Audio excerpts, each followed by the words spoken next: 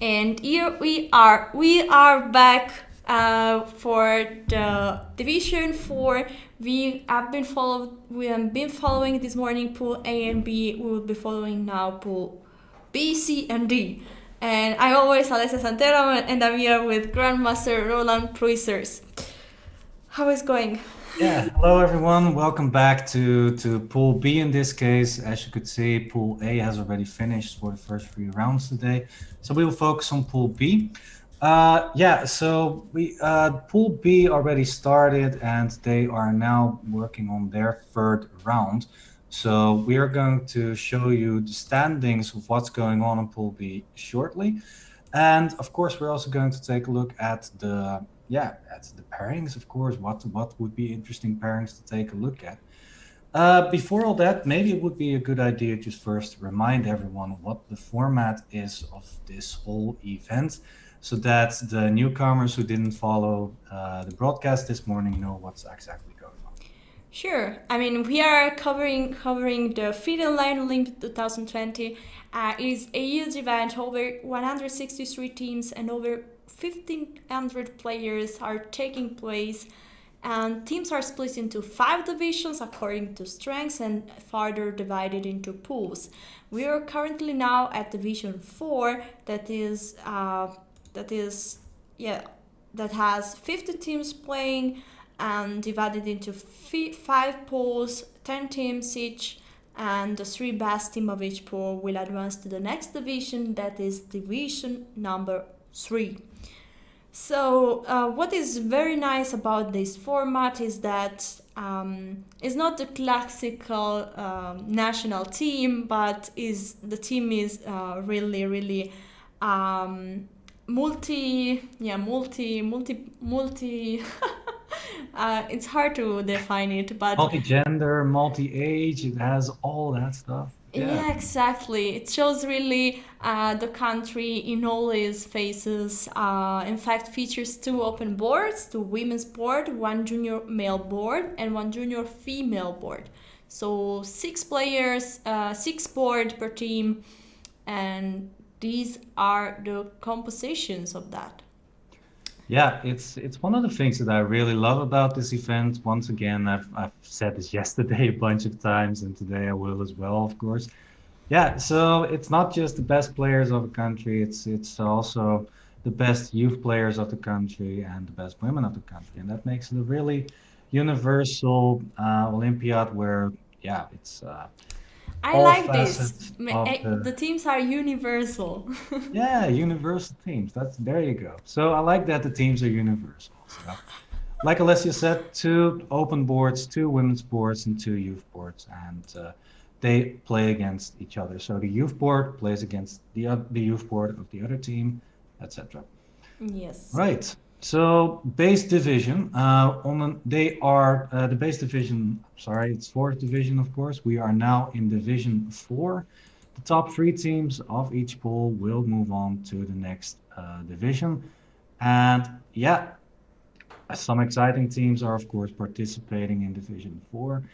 Yeah, and we've already seen some upsets in Pool A, and so I'm really thinking that this weekend is going to be a lot of fun in that regard to watch, because there are countries that I thought just Easy would be way. at the bottom of the would get an easy win against another country, but there are so many blunders, so many last minute changes where in winning positions tricks were happened and then suddenly they're lost instead of winning. It has been amazing so far, actually. Yeah. Yeah. So now let's go a bit into Pool B. No, the game are already started actually, but before following them, let's understand where we are, what is happening. So let's see what happened in the previous rounds, and here we are. Yes, this was the first round of Pool B that we discussed actually in the previous hour. But let's just mention the team that won this first round. Namibia, Syria, Qatar against Cyprus. This won the Pool C of base division.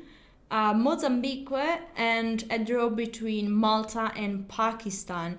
But let's go on, because here we have the round 2 that was played while we were resting, while we had a short break. And Malta won, Cyprus won, Syria won, and there was a draw between Kuwait and Rwanda. So let's go also on pairings 3. And now, Roland, what do you think is the most exciting game of this round 3? Yeah, it's a tough one. We'll show the standings, of course, also shortly. Because mine are about the standings, because we have the number 1 against the number 10. Now, on paper, that doesn't really sound exciting, because, well, Syria is the number 1 at the moment, and Uganda is the number 2, but is the number 10. Sorry. So, but Uganda has a pretty strong team, actually, and they have played the first 2 rounds against also really strong teams. They had to play against Mozambique first of all, and then they lost, I think, against Cyprus or Malta, if I'm not mistaken. So Uganda has already played against 2 very strong teams, and I still think that they have a good shot of the 3rd place, for example. So I'm pretty curious to see if they can bounce back against the number 1 Syria. Syria is actually overwhelmingly the favorite in this pool, by the way. On rating, they have their average rating is way higher than all the other countries here. But still, I think it would be the match to watch. And Yes. otherwise, Malta, actually, that we could also do that, Alessia, because Malta is very close to Italy, I believe, right? Yes, Malta and Cyprus are two islands in the Mediterranean Sea. Yep, Mediterranean Sea. Yes, so Malta is more near to it, is closer to Italy. Could be a possibility. Let's shortly have a look at the standings. Like this, we understand what is going on here. So at the moment, Syria, Malta, Pakistan are the first 3. Syria has 4 points, and Malta and Pakistan won 1 game, and drew the second one. All right. So I mean, there are many interesting possibilities. This is round 2. And Malta, also Syria, Uganda. Okay, let's do Malta, Cyprus. Yeah, I agree too. I think that will be the most exciting one. Cyprus and Malta also one of the favorites. 2 of the favorites to qualify for the next round. So that's absolutely also a good choice. Yeah, I think that will be exciting. If we take a look at the average rating, then they are pretty well matched, I believe. Let me check that real quick. Yep, they are very well matched. I think that Malta is on rating the slight favorite, though. Mm-hmm. Yeah. Especially because of the 2 women's board. Actually, the women's board on Malta have got the highest rating difference in this whole match. And also the first board of Malta is very, very strong on paper, 400 rating difference versus the player from Cyprus. So yeah, I think that Malta is the favorite in this match, and that Cyprus was overwhelmingly the winner of Pool C in the base division. So you could be definitely sure that Cyprus is going to put up a good fight. So yeah, this will be the most exciting match to watch, I believe. So if we have the games, then we're definitely going to go into that. So just a second for that. Sure. I guess here we are looking at the first board of the match. White pieces is FIDE Mustard Geoffrey Borg against black pieces, a name that we already heard last division, the candidate master Constantinos with black pieces. Here the opening was a Nimzo Indian with G3. Was definitely a Nimzo Indian. And let's see, the current position is here. This is the current position. It seems like the pawns are material is equal, but white has the bishop pair, and such an open position. I think that bishop here is a good advantage, but actually here we have something very concrete. I mean, white is threatening to take on f6, and black cannot simply move the knight because black has to be careful about the g7 pawn. Yeah, you're right there. Black certainly has a lot of problems here. The bishop pair is very strong. The f6 knight cannot move because of the g7 pawn. Well, you could play knight h5, but the knight is very badly placed on h5. But maybe something like f3 and g4 could already be quite tricky. Exactly, could already be very problematic for black. So, and also a move like queen f5 is not exactly working because then the b7 pawn is actually going to fall. So, yeah, however you look at this, white is clearly in the lead in this game. So Jeffrey Borg going strong for for which team again? No, Cyprus, Malta. For Malta, of course. Yeah, I was a bit confused because the Malta flag looks really like the Bahrain flag. So I was a bit... That's true. That's true. I also thought the same. It looks really similar. Actually, I mean, what is the difference? Maybe you can see, because the flag of chess.com is extremely small, but maybe you can tell us the difference of this flag if you check the flag, the bigger flag. Yeah, I think that the white part is a little bit more to the right, so it's overwhelming the red part, and then the red part has got these shark fins, and it's nice. The Bahrain flag, I mean. You mean the Bahrain? Okay. Yeah, that's the difference with the Malta flag. I think Malta also has a little star on the left in the white, but it's a star or a cross? Or a cross. Yeah, cross, I guess, a cross. Okay. Yeah. I'm not wearing my glasses, by the way. So. No worries. Anyways, yeah. So I think we should move on to the next game. Georg, so sure. Going strong, looking very good. Let's see if we can find board 2. No, this somewhere. Is not board 2. Yeah. So I don't know which one is board 2, but yeah, I guess should be this because I see a candidate master with the white pieces. Yeah, so Ioannis Damianou from Cyprus against Matthew Fleury from Malta. And we have a queen endgames. We have a queen endgames here. Yeah. Yeah, what do you think is going on there, Alessia? So there are no, I need to be slow, sorry. So to count the pawns, this equal material, and okay, so now we gotta see the position. The only stuff that black has to be careful is to get a queen to d8. This might be unfortunate using Roland vocabulary. Both player has a passed pawn, but what is a fact, I think, is that this strong. I think at one of my European and World Championship, I was told that this is big queen and this is small queen.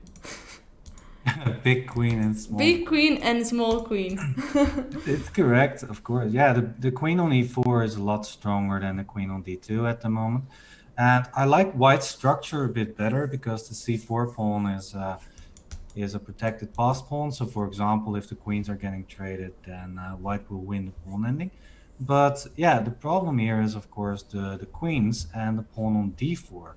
I think the activity of black's queen more than compensates for that structure. Maybe black is already even better here. It's going to be tough defending this. For example, a move like queen h1 would be interesting perhaps. Queen h1. Yeah, or queen b1 to try and grab some pawns at some point. For example, because if white has to play queen e2, then the queen could go to b1 or h1 and try to attack one of the pawns. Okay. Okay, but white played c5. So what about the endgame? If let's say black plays h6, c6, queen takes a6, and queen takes d4. What about this endgame? It's looking very good for black because black has queen c2 in the end, winning the b3 pawn. So Yeah, that's true. it So should for be, concrete reasons. yeah, exactly. So in general, such an ending should be a draw, but if black can win the b3 pawn, Sure. then it's very good for black, of course. Yeah. Okay, so h6 is on the board, which makes a lot of sense because, yeah, black needs to solve Oh, the problem of the. What's up? no, I just clicked something away. Um, All right, I yeah, thought something happened. Oh wait, what happened? nothing happened. I am just being professional here, doing everything correctly.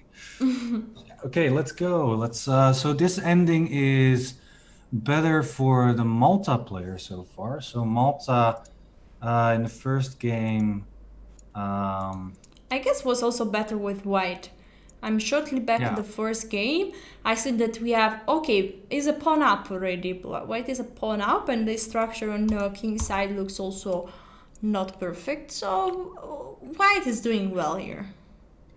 yeah, exactly. So Malta going strong for now. In the first board was actually a huge rating difference. Jeffrey Borg has about 400 to 350 rating points more than his opponent. So yeah, so that was to be expected. Yeah.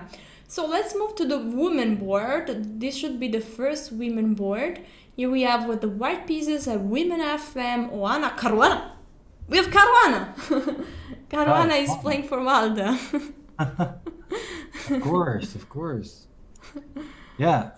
So yeah, let's take a look then. So Caruana is a women FM. We can say that. Yeah. Well, don't say that to Fabi. That would be a bit harsh. But Well, I mean, I'm not saying a wrong stuff if I say that Caruana is a women yeah, FM. yeah. And then okay. Oana Caruana is a women as Caruana Onana. So Caruana Onana. I was doing Caruana here. well. Yeah, she's a piece up against what is it? One pawn actually. So it looks like Caruana Onana is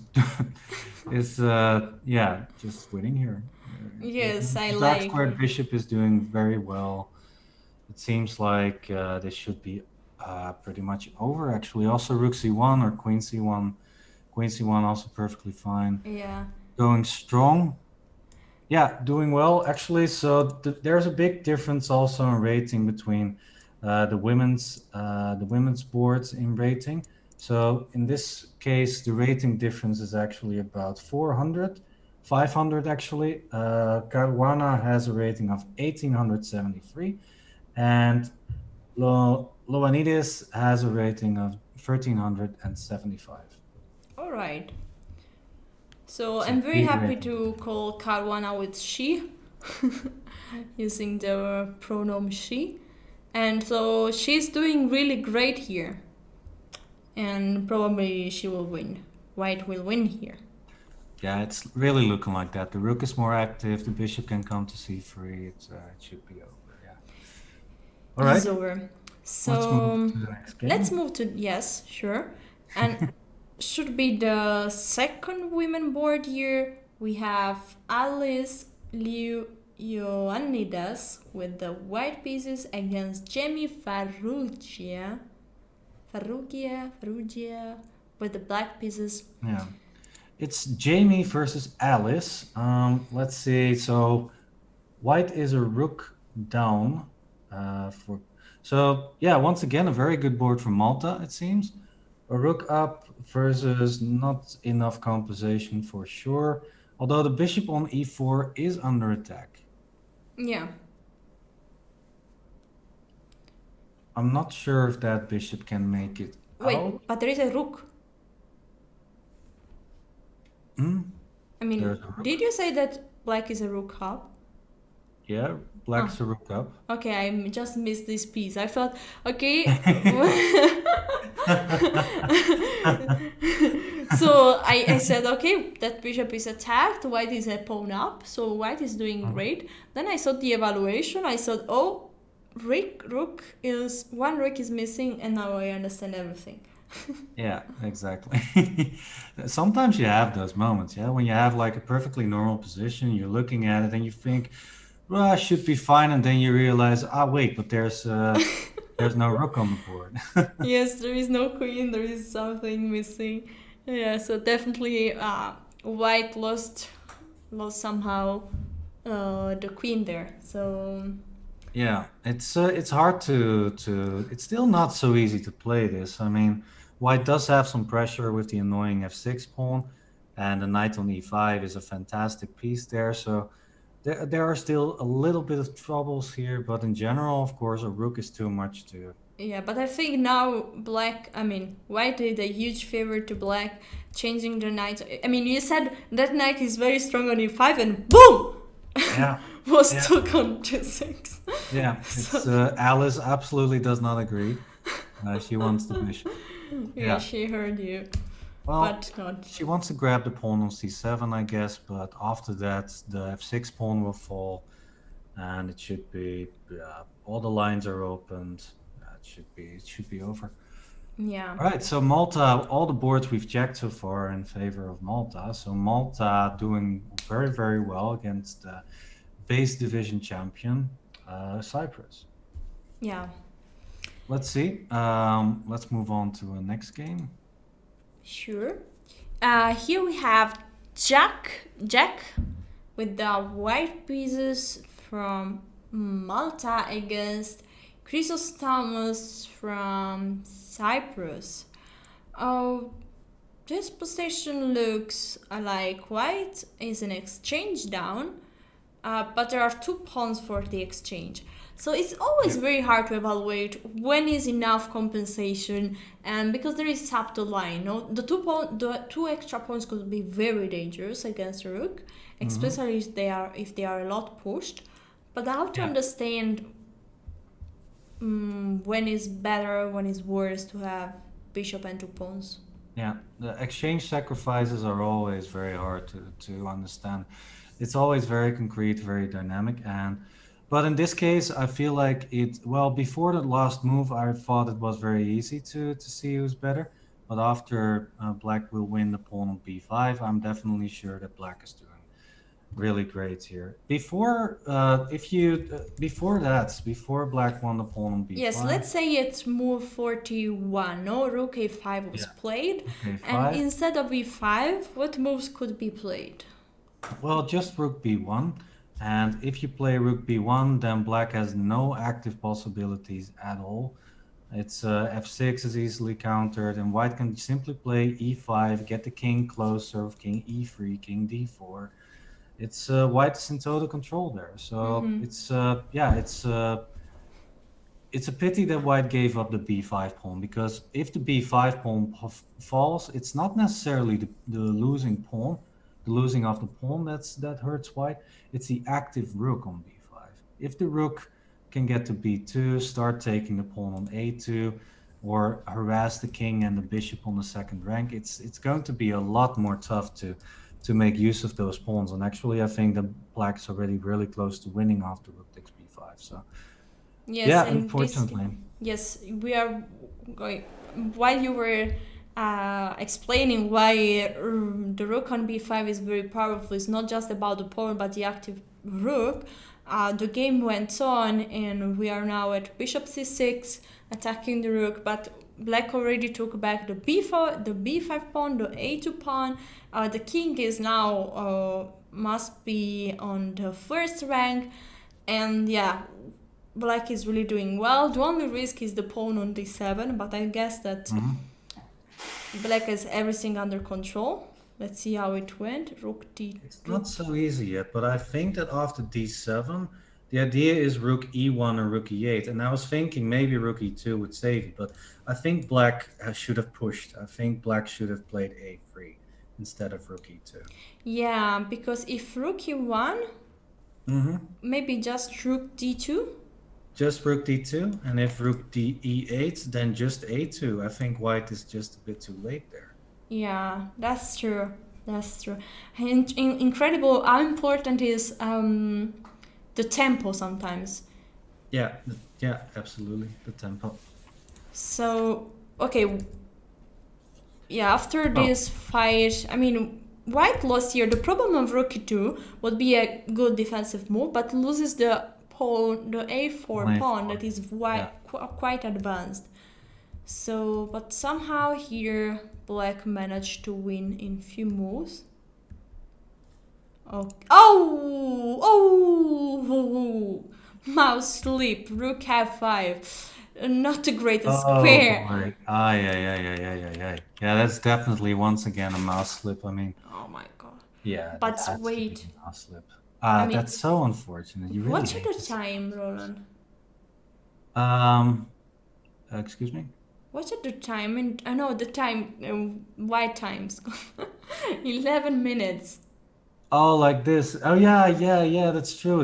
White also had so much time to play, yeah, another move than Rook F5. So, yeah, Yeah. I guess Jack was just a bit too excited to maybe to win this game with Rook E5 and Rook E8 perhaps. But I still think even after Rook E8, it's a draw, Mm-hmm. at least. Yeah, because white, black can at least take on d7. Yeah, but it's unfortunate, of course. He had a draw in hand. He defended very well, but then he lost because of a mouse slip. Yeah, that's the only. Yeah, pros online pro chess players are saying it's a part of the game. You just should have your motor skills under control. But others say it's just bad luck.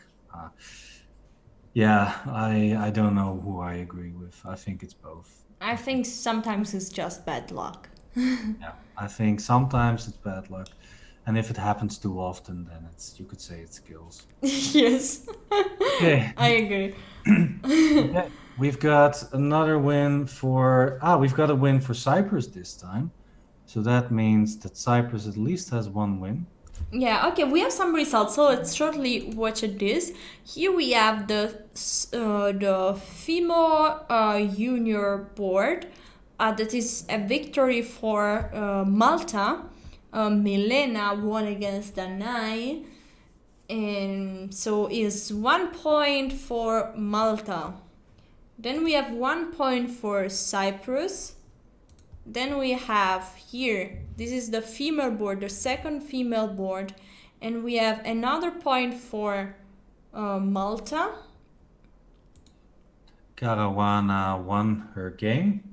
Yeah, so the standings are 3-1 to Malta against Cyprus, and only the first two boards are still playing. And of course, we have Malta's super strong board one player, Jeffrey Borg, against Michailidis, Konstantinos Michailidis. So I'm fearing for Cyprus. I think this is going to be a win for Malta. Mm-hmm. Yeah, which means that, I mean, Malta was already doing quite good, I think. Let's have shortly a look at the scoreboard and of the pool B. Yes, and Malta won the won one match and drew the second one. So Malta is doing pretty good already. But yeah, for sure, we are still at the very beginning of this poll. So we're still at the beginning of that. Yeah, so all chances still for all players, for all teams. Yeah, we do have some other results as well, of course. So we have Qatar already winning the match against Kuwait with 4-0. They cannot lose the match or draw the match anymore. Syria already 3-0 ahead against Uganda. I thought that might be a very exciting match to watch as well, but so far Syria is just knocking it out of the park. 2 first round wins, and also the second round is just going very well for Syria.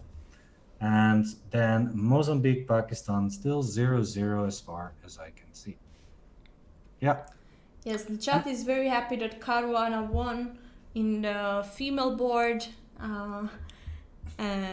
But yeah, it's another Caruana, guys. Yeah, they're not related, right? I don't think they are, right? Okay, I don't think there is no Caruana is no. I mean, I don't know.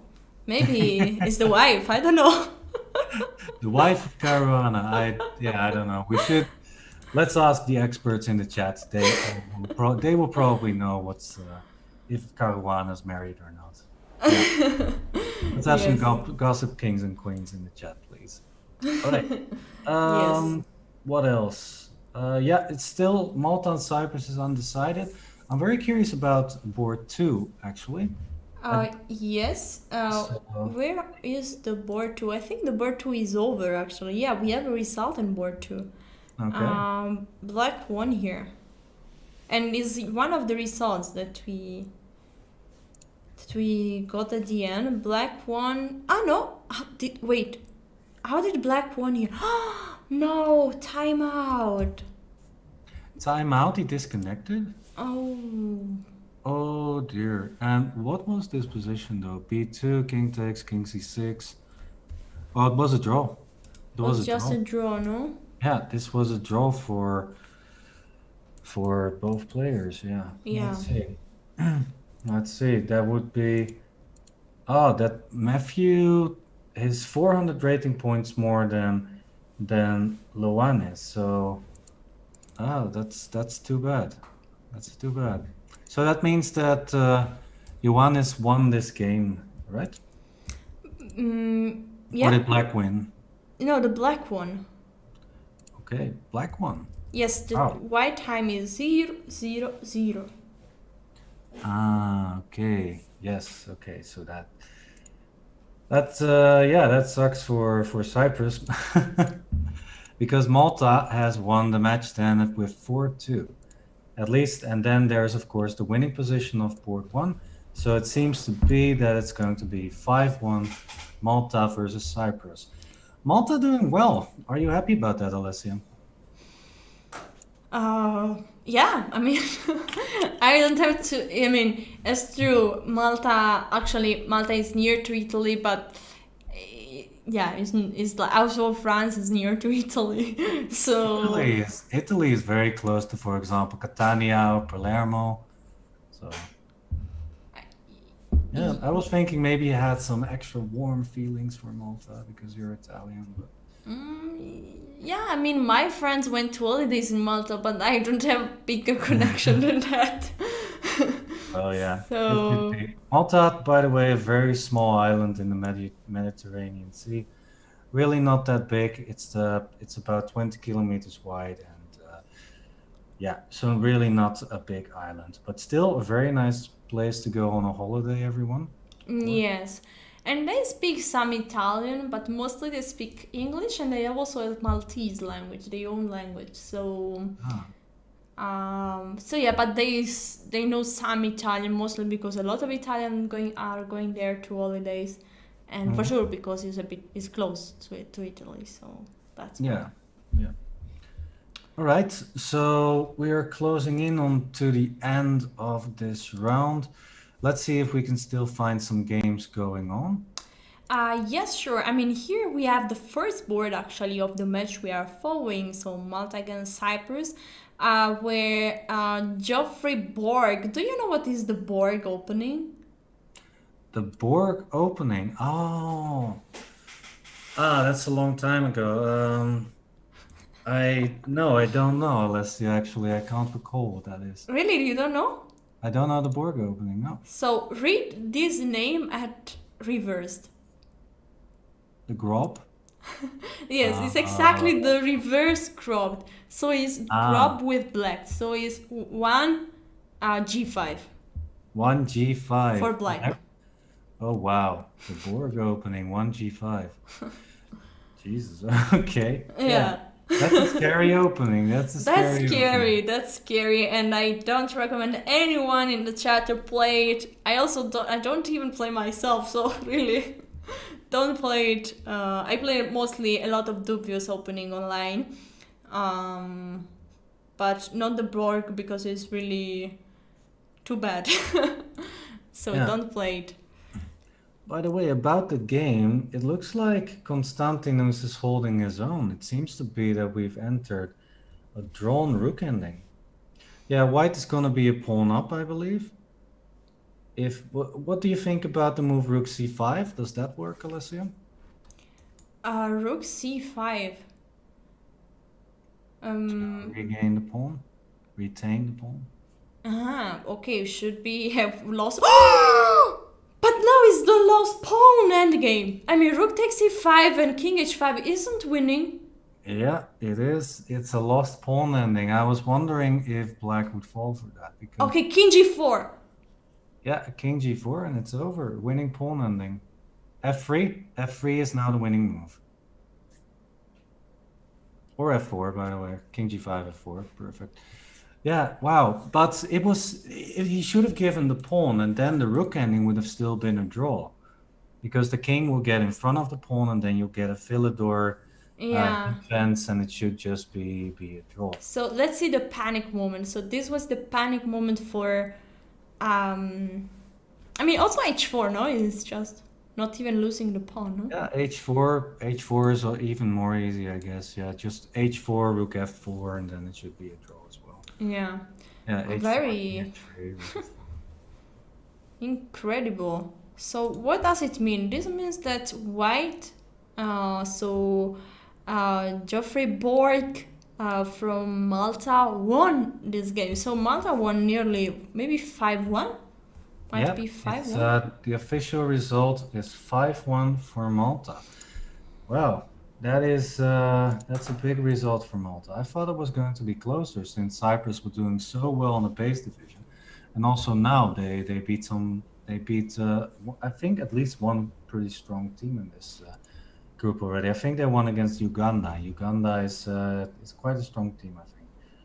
Okay, Syria winning as well against Uganda. We've got some results actually. So Qatar winning 4.5, 1.5 against Kuwait. Syria already won the match 4-0 to Uganda. Only 2 games remaining, so Syria won that match. Pakistan, Mozambique, and Rwanda, Namibia, the only 2 undecided matches still going on in this round. Yes, and I just pick one of the remaining games here. It's an interesting pawn end game between 2 girls. I think white is from Rwanda, Uwaze Jocelyn, and black is from Nambia, Listen Mentile, and this should be okay. What? Draw? What? By agreement? No. Yeah. Was it a repetition? No, it was by agreement. I mean, I think black already f4 is winning. For example. F4 is totally winning here. King takes e3 is even winning, maybe. Yeah, king take e3. I mean, you have to calculate e5, no? Yeah, so, but this is easier. Yeah, just f4. F4, king g2, and king e2, and then the pawn is just running. Exactly. Yeah, it should be. Wow, drawing in a winning position. Mental must be. I'm wondering what that does for the match. Yeah, because the match is still unclear, actually. This could be important because at the moment I see 2-1 for Namibia. Yeah, actually, this is a logical result because with this draw, Namibia has secured their victory in the match. It's now 3.5, 1.5 for Namibia. Okay, so now we still, understand. The winning end game, of course, you could have also. You won that. Yes. Yeah. Yes. Okay, I guess. I don't know if there are still games going on. Let's check. Let's see if we can find some. Yeah. I think no, I don't see games, but maybe we can show shortly. We can introduce the pool C. Because also the pool C is playing, and actually we have also their results. Just to understand where we are. We are currently at the Pool C round 3, but at the same time also the Pool C started and round 1 was played already. So we want to show you now the pairings of the round C. The pairings of round C. No, the pairings of Pool C round 1. And here we are. Yeah. And here your dear Lebanon is playing. Yeah, Lebanon is playing. Yeah, it's a country that I've visited, that I've played a tournament in, so I do know a couple of people there. Actually, I've personally played against the board one of Lebanon at this moment, Faisal Kairala, and I do know that Lebanon is a very, very, very strong team. I was even wondering why they were in Division 4 because they had a really strong lineup. But there's a reason for it because in the previous Olympiad they did not do so hot and therefore they started in the base division. They qualified for the fourth division and now we are here seeing them win their first match against Oman. Yeah, Lebanon is one of the favorites. Another country we might want to keep a check on is Nigeria. Nigeria also has a pretty strong lineup, and otherwise, wait, I wrote down a few countries that were really strong. Ethiopia and Sudan also could very well be in the running for qualification for the next division. Yeah. Yeah, so we have actually it would be interesting to know how the Ethiopia and Nigeria maybe they are still playing, but the score is Yeah. currently 2.5, 2.5. It means that it's an extremely tight match, Mhm. and maybe we will have a draw, or maybe one of this country will win this match. Yeah, that's an important match directly in round one. These two are two of the teams that could qualify for the next division. So this is the most important match probably of round one. And yeah, I don't think there are more surprises. Sudan, Cameroon still undecided. Mauritania versus Eswatini also a win for Mauritania. I don't think that's a big surprise. Lesotho versus Malawi, 3-0 so far. I also don't think that is a big surprise. But yeah, we'll of course update you with the full result later on to see what the standings are as well, of course. Yes, And sure. in the meantime, we are also waiting for an update on the Pool B standings, I believe. Yes, we have it. We have it. Here we are. And Right. yes, that's the standings of Pool B. As we can see, Syria is leading with 6 out of 6, 3 victory from Syria, and is going with a nice feeling to the next 2 days where they will be playing round number the last 6th round of this section. Following with 5 points, we find Malta that just won the match against Cyprus, and then at 4 points, actually, 3 teams. So it's a fight for the third place, and we hope that will be a fight until the end. Namibia, Qatar, and Mozambique are there with 4 points.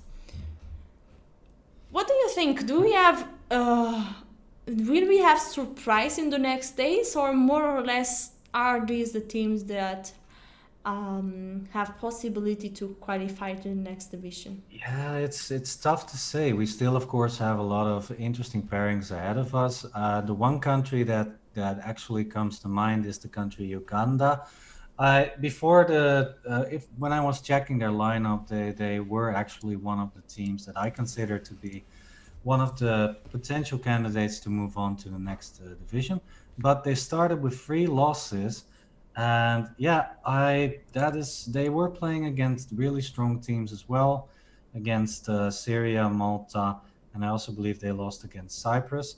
Also 3 very strong teams. So yeah, but 3 losses already. That could be very well fatal, and that could mean that they don't have a shot again for qualifying for the next division. I'm still thinking that uh, they could cause some upsets. For example, if they have to play against Qatar, for example, or Namibia, they might actually cause them to not qualify later. So yeah, that's my hope. I hope that they will pick up the pace and make sure that they are causing some rampage in the standings. That would be awesome.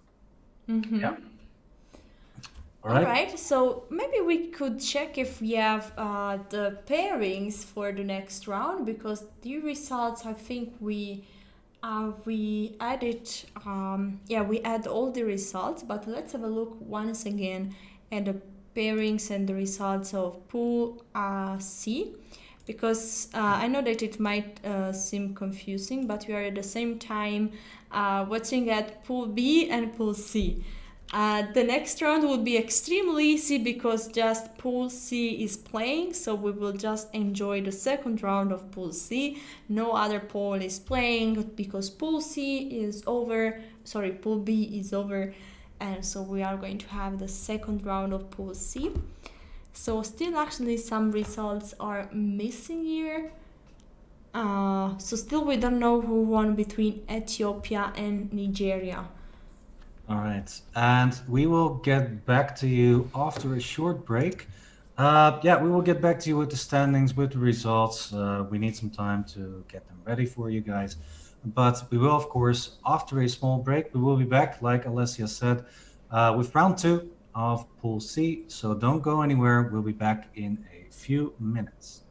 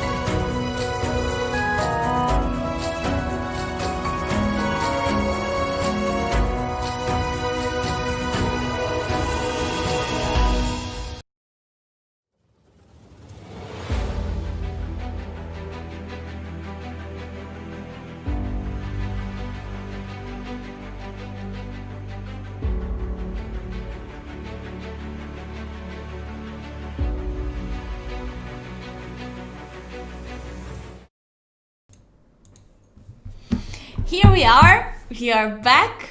Hello, everyone. I'm always Alessia, and I'm here with the Grandmaster from Netherlands, Roland Pruijssers.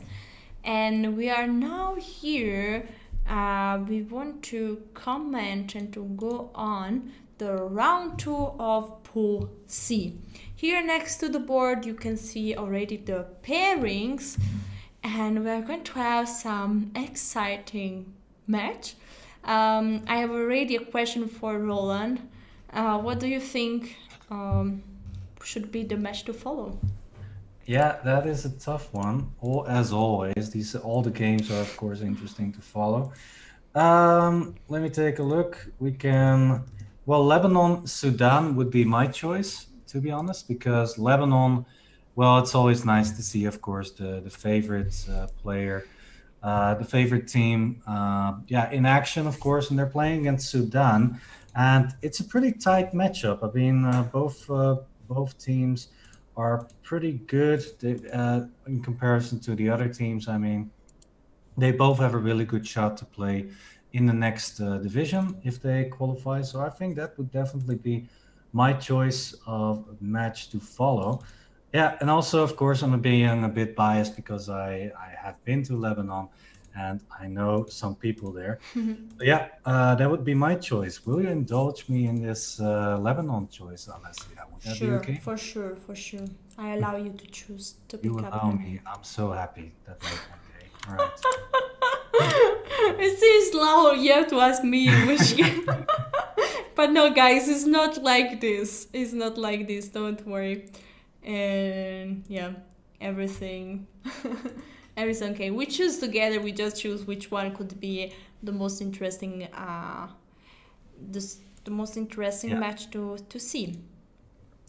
And here we have the standings after the round 1. Actually, okay, is not so accurate because 5 teams won and 5 teams lost. But yeah, you would like to have a look at Lebanon, Sudan, I guess, no? Yes. I think that would be a very interesting match to follow. We could also, of course, there are other matches that are interesting as well.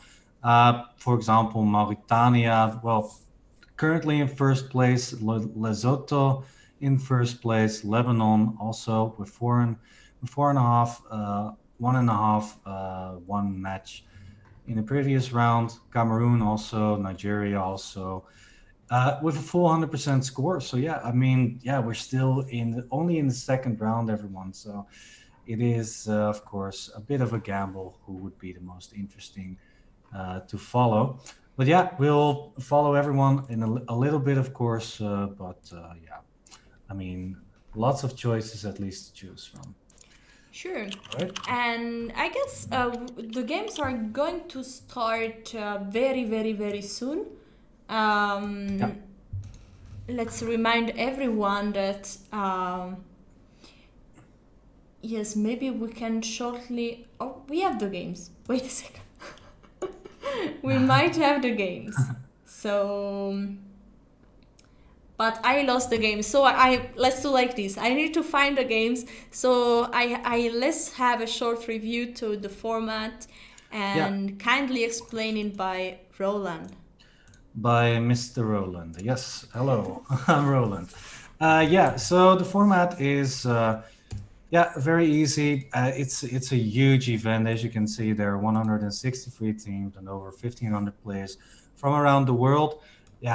Countries like Lesotho you don't see very often in big events, and that's why it's so nice to have an Olympiad, of course, where every country is able to participate.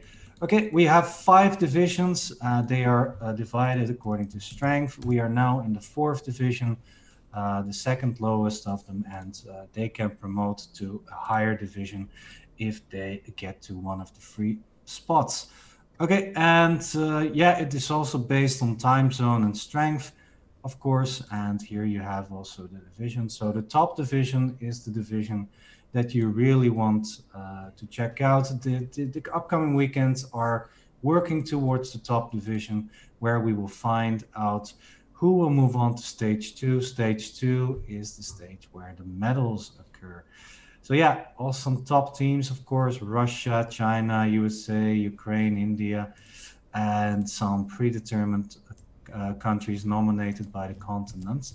So yeah, that's definitely something to look forward to. The schedule is a highly packed one. The upcoming months, the Olympiad will progress further, basically every weekend. So this weekend we have Division 4, next weekend Division 3, the other weekend Division 2, and then finally we get to the top division and also to stage 2 in the weekend afterwards. So you can expect a lot of fun in this month. And yeah, but for now we are of course focused on Division 4 and specifically right now on Pool C. In this division, we've got 5 pools total, and Pool C being the third one. So do we Yes. have the games already, Alessia? Yes, we have the games. Games have started. And let's see if we have already the Lebanon against. Yes, here we have.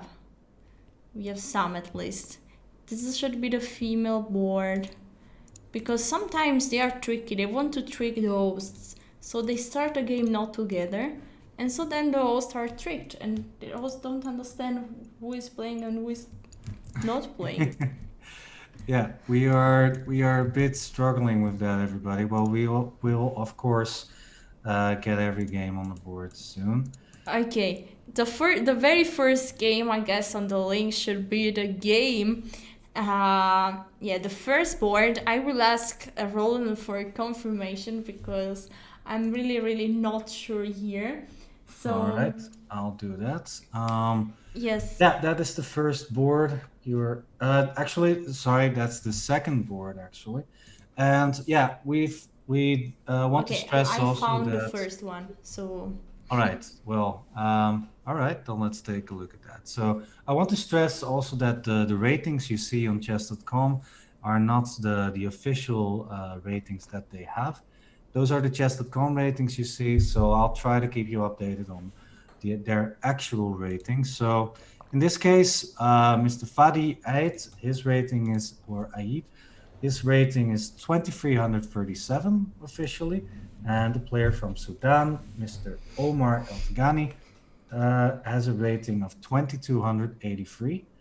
Yeah, so this is an international master clash on board one. and the opening was D4 Knight C6. How is this? It's called Chigorin. Yeah, I think Chigorin. Yeah, the Chigorin starts with knight c6 indeed. Um, yeah, exactly. This is the Chigorin. Yeah, Division it's a 4, long that's 3. it's a long time that I have not seen this line. I mean, I remember that I was very scared um, to play something like that because when I was young, I was playing after knight against knight c3 to move knight c6, and because I wanted to re-enter in something like e4 e5, I knew just one line, and then when they were playing to me d4, I was suddenly in this chigorin that I have no clue how to play, and yeah, I learned on my own skin that yeah, the knight on c6 is not really well placed in these structures. So I don't know. What do you think about this line and the current position? Yeah, it's the knight on c6 is usually not the greatest piece because you want the c7 pawn to move forward to c5 so that it can undermine the center so that you can grab some space.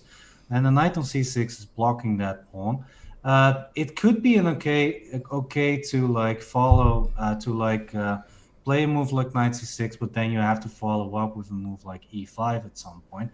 If that does not work, then usually it's the opponent who has the better position. So yeah, my question is e5 working at the moment, Alessio? In five. Maybe something like knight g6 and d5? Yeah. If Or, e5, white wins a pawn, I believe, after d takes e5, but I'm not sure. Maybe black can even try to grab that pawn back, for example, with a move like knight g6 at some point. So yeah, that would be interesting to see if that works. Instead, d takes c4, bishop takes c4, and now knight d5 played. Yes. So yes, we understood. Thank you, Roland, for explaining the idea of this line for black. And I guess here white is a comfortable position. We will see if black would be able to push e5 at one point. But I guess now it's time to move to some other game. And we should have the second board, and it looks like a weird opening already. So here should be the second board. Here we have Mr. Ahmed Hassan with the black pieces and Marvin Tom with the white pieces. So yeah, what was this? I mean, I'm surprised about the current position. 92 followed by g3, knight c6, bishop g2, bishop g4, h3, bishop h5, f4, e6, and d4. Oh, what? Oh, wait. Boy. Oh, boy. Did black lose a piece? It looks like it. Yeah, it looks like it. I think that Ahmed was not paying attention there. The bishop is indeed now trapped on g6 after the move f5. There's nothing black can do. Yeah, I mean, there is this queen h4 check, but yeah, it's not a big deal. White will just move the king to f1, and the king will be safe there, and yeah, and a piece is a piece. Yeah, a piece is a piece, no doubt about that. So yeah, black can maybe get 2 pawns rid after bishop takes g4. But yeah, the piece should be, of course, much more worth than. Even though the king on f1 is a bit stuck there, white can play a move like queen e1 to get the dangerous queen on h4 out of the way. So yeah, this was a blunder by Ahmed. I think he was a bit too fast with playing the move e6 on move 6, not realizing that it was a losing move. Yeah. I agree. So I will. I think the board. Let's try to find some other games. Yeah, this should be the same match. Here we have Maya with the white pieces and Women FM from Lebanon against Ibtial from Sudan with the black pieces. This opening was an English opening, a symmetrical variation, where let's have a look at the current position where white seems really to have a lot of space. I like the fact that white has the pawn f5 and g4 very pushed. Black on the other end could play on the queen side. Yeah, I agree. It's looking very well for white. The pawn on f5, that's a huge achievement because that could thrust into the black king side position at some point. While black is trying to get an initiative on the queen side, but it's not yet as far as the pawn on f5 and all the potential that it holds. So I do believe that white is faster here and has the better position. And also look, by the way, at black's knight on b8, which is still underdeveloped at the moment. By the way, let me also give an update on what the actual ratings are of these two players. So we're looking now at the second women's board, where Miss Maya has a rating of 1876 of the Lebanon, and Miss Ibtihal has a rating of 1410 for Sudan. So that means that the player from Lebanon has more than 400 rating points more than her opponent. And yeah, so it seems like white is also doing pretty well here. What do you think could be a way to go on here for white? For white, well, maybe f6 is always something to consider, pushing the bishop on e7 back to d8, and then maybe mate through the dark squares with h6 and g7 at some point. So that could definitely be a way to play here. Another idea is to play it positionally. In this case, for example, Black realized that she needed to be quick, and so quickly c4, b5, knight e6, knight c5. White could also choose to say like, okay, I have a space advantage on the king side. Let's now try to secure my advantage by also trying to undermine Black's queen side. But unfortunately, I'm not sure that's the right strategy because Black is now getting some counterplay. Yeah. And why is rook c4 not so good? Yeah, because of bishop b5, that's the idea. Actually, you could try and say like the bishop on d7 is such an important piece that an exchange would be okay for it. But yeah, it does hold some risk. So I do believe that Maya was better, a lot better at some point, but now it's starting to get pretty tricky. Yeah. Knight d3 is an idea for black if white does not take on c4. Knight b3, bishop a4. There are some shenanigans that black could go for. So yeah, white is in a bit of trouble. Yeah, I agree. And white just played queen f3. Okay, that means just ignoring the queen side threats. I'm not sure that's the greatest idea. The queen is better placed on f3, I believe, but for example, knight d3, rook b8 could mean that the b2 pawn will be under heavy attack. So Yeah. And knight yeah, d3 on board, followed by rook c2, protecting the b2 pawn. And knight rook b8 seems really a reasonable move and a logical continuation for black. yeah, I think the black is starting to get the upper hand a little bit. Yeah, the white's plan on the king side is not so clear. Probably you want to play f6 at some point, but now that's definitely not possible because bishop takes g4, for example. So yeah, and then the queen on f3 is trapped. Actually, I would have preferred as a white player to put the queen on d2. Because as we mentioned before, there could always be ideas related to f6, bishop away, and queen h6, queen g7 mate. Exactly. Yeah, that could very well be a good option. Yeah, maybe white is planning to play something like knight e2, queen h3, and then try to mate like that. That could Yeah, also that's be true. very This is interesting. another way. Yeah.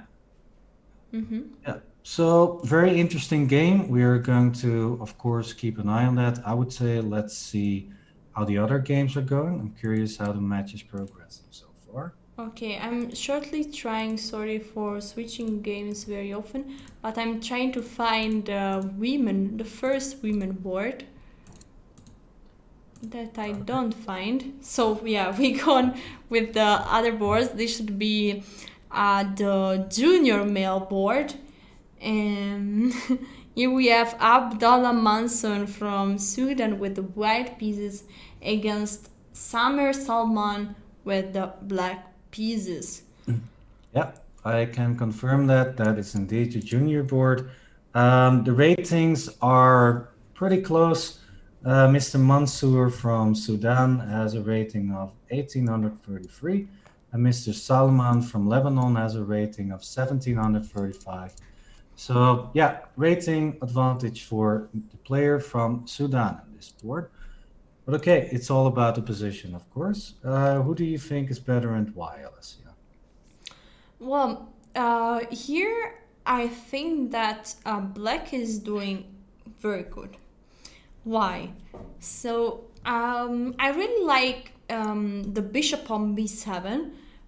It's not just because black has the bishop here, but that bishop on b7 is not white has not the light square bishop that could play against this one, and black has really the control of the biggest diagonal on the board, the a8 h1 diagonal. There could always be trick on g2, and so I would say that black has much more space, and this bishop on b7 is a nice factor. I'm wondering if there is a way to activate the bishop, the dark square bishop, and make usage of that. Yeah, that is the big question here. I mean, black is absolutely doing great here with that strong bishop. That diagonal cannot be contested for a while.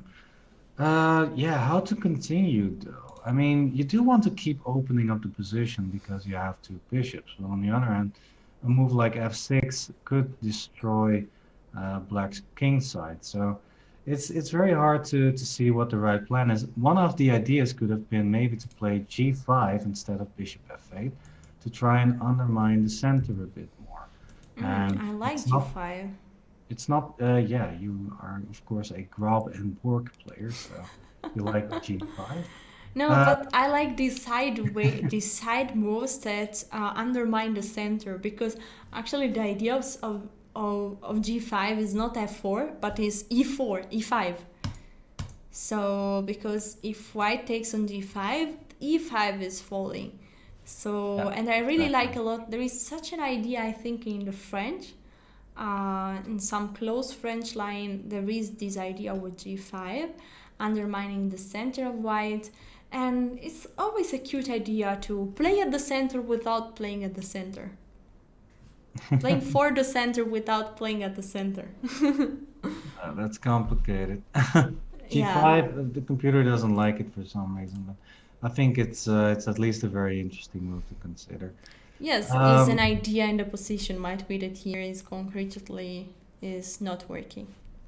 yeah, another idea could be to focus on the C2 pawn because it's, well, white's never going to play C3 because it opened a lot of diagonals.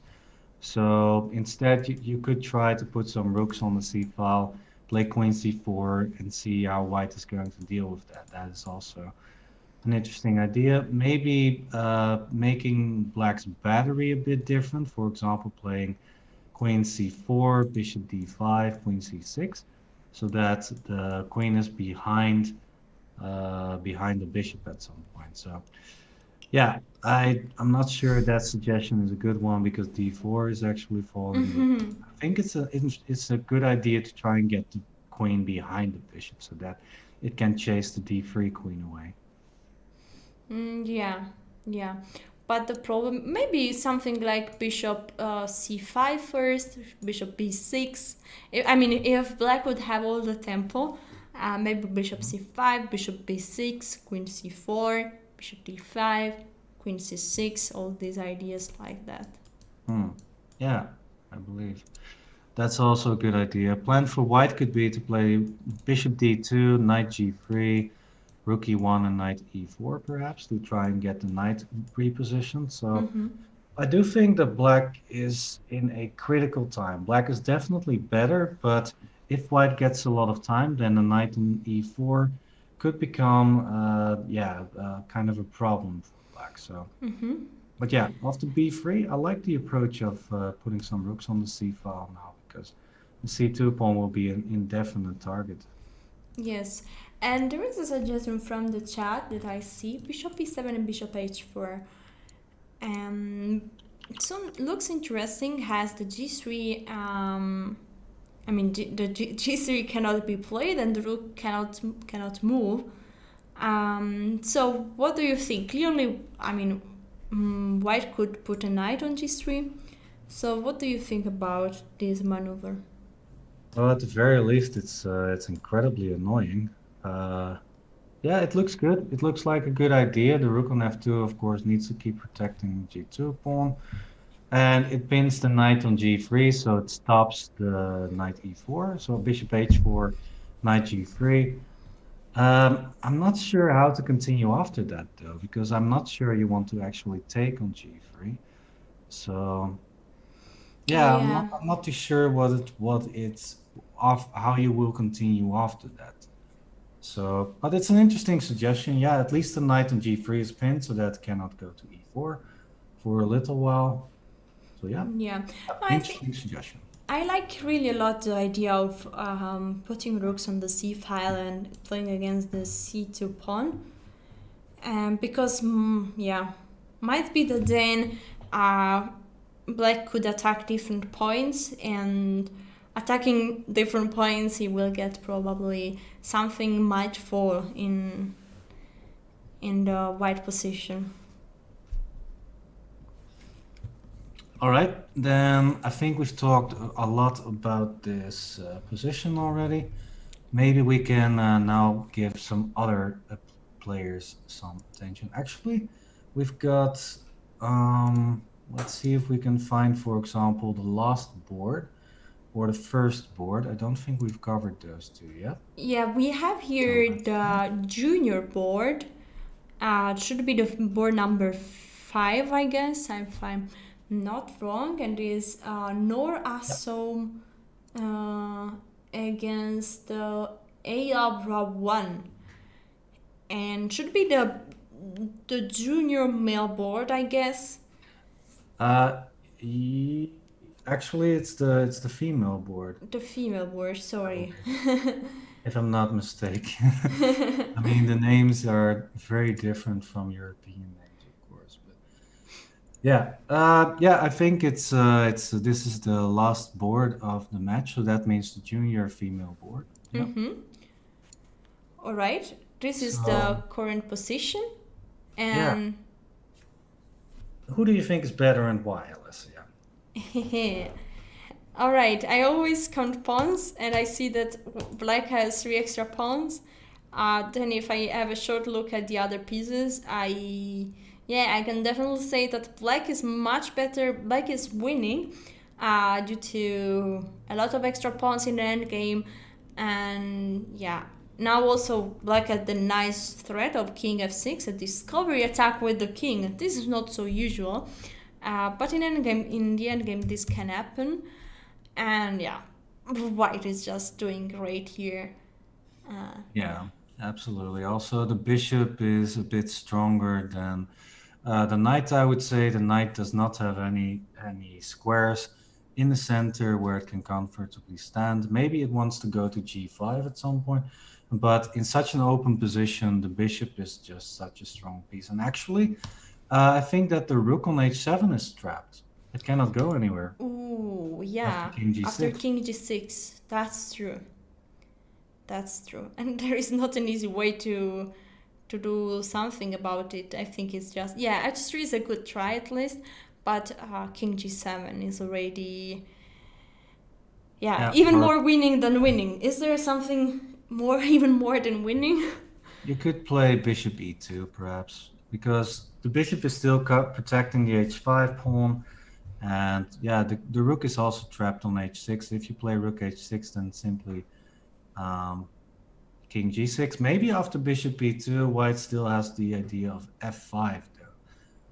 So yeah, I understand why black just wants to get it over with. Let's just grab the rook and say like, okay, I've got your rook. Thank you very much. Yeah, yeah, So definitely. looking good for Sudan there. Sudan winning probably that game. And did we already check maybe the first board, Alessia? Did we Yes, already let's talk go about back it? to the first boards. Here in board 1, we have 2 international masters facing each other. We saw already that the opening was an atypical opening, was a Chigorin defense, where basically against the Queen's Gambit, black is not putting a pawn on c6 but the knight, with the idea to play as soon as possible the move e5 and get an active play. Now, in the current position, we are at an endgame where white is a pawn up, but there is opposite color bishop. Oh, is the pawn on g4 falling? Seems to be that way. I'm trying to find out if white can get anything in return for it, because yeah, the pawn on g4 cannot be protected at the moment, but even when losing the g4 pawn, I still think that white is clearly in favor here, because the pawns are so far ahead already with on e5. There could be a pawn on f5 at some point, and yeah, the rook on d2 is covering the important d files. So I very much am sure that white is better here. How much, I'm not too sure though, because if the pawn on g4 falls and the bishop on c6 does not have to move, then I don't think there's any way for white to break in here. So Yeah. I like g5 I though. also like g5. Yeah, very good move. h6, g5, then f5, and at least, the rook does not have much activity on h6 often. Yes. Basically, there were two ways to give away this pawn. One, just doing another move, like for example f5. But after rook takes g4, there is pressure on g2, and maybe also plans connected to h5, h4. So I don't like too much this way, but g5 is very smart, because after h take g5, f5, those pawns are really strong, and this rook is not so active because there is a pawn in front of us, and also the pawns is a bit weaker pawn structure. So yeah, really a good way to give back the pawn. Yeah, white is making use of the d file with rook c d1. So how dangerous is the idea of rook d8 and trying to get the c pawn perhaps here? Yeah, I mean, also after getting the c pawn, I think white would get a one-way. After getting the c pawn, white would get really a one-way endgame where it's just playing for two results. So I think I can be very dangerous. Yeah, I think so too. I think that white is in the driving seat, but it still is not that much. For example, black has also the idea of maybe playing bishop e4. Yeah, I was considering that as well. So that the f5 pawn is under attack, and it cannot really be defended at the moment. So maybe instead a move like rook d4 was actually correct, to at least try to prevent this bishop e4 move, because the pawn on f5, I think it's just gonna fall at this moment. So Yeah, and if the pawn is gonna fall, black is doing suddenly great. And yes, we have also bishop e4. Yeah, and I think that this shows an important features about pawns that are extra pushed, because in every move there are advantages and disadvantages. And yeah, pushed pawn are very dangerous, and they occupy a lot of squares. They could threat a lot, many different stuff like a fast pass pawn, but also really limiting the space for the opponent is also an important feature. But on the other hand, they are an easier target to attack. It's not so easy to attack the b7 and c7 pawn, but it's a bit easier to attack the f5 pawn because it's already very near to black pieces. So this is a good example, I think. Bishop e4, I like it a lot. And black is suddenly doing great, I think. Yes. yeah, I think black does not have a lot of problems here. White still needs to solve a few things. Yeah, some more moves on the board. Yeah, the rook is extremely active though on the 7th rank. I do find it hard to imagine how to actually make use of that rook though. Is a move like rook c6 a good idea, do you think, Alessio?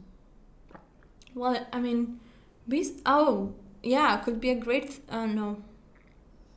I thought No. that was but because b7 would be falling probably.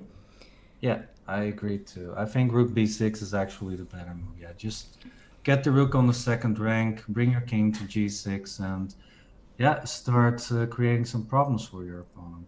This could go either way, I think. This is a very interesting opposite colored bishop ending. No, that's true. This is very interesting. I mean, both players to take care because still white is a pawn up here, and the e5 pawn might be dangerous. But black pieces are extremely active. The threat of rook b2 and the g2 pawn might fall is very strong.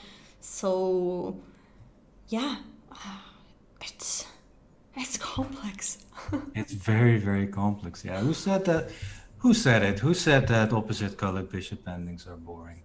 Sometimes they're not. It's about the position. Yeah. You know, the only stuff that I mostly like a lot to play with opposite bishop, especially when there are other pieces. I mean, when the endgame is just between bishops and pawn, mostly is very boring and an easy draw. But when there are rooks, when there are other pieces, could get more complex. Yeah.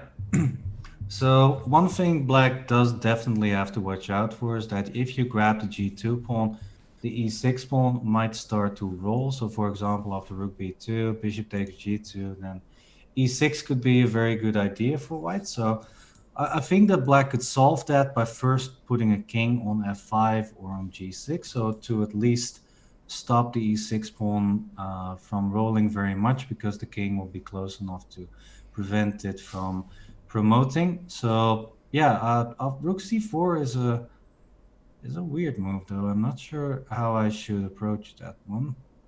I think. I mean, Oh, bishop d5, for example. yeah, I mean, yeah, it's that looks attacking. good. Yeah, it looks good, and then just grab the a2 pawn. Yeah, because the e6 square is controlled by bishop and rook, so it's perfectly fine. And yeah, why not grabbing another pawn there?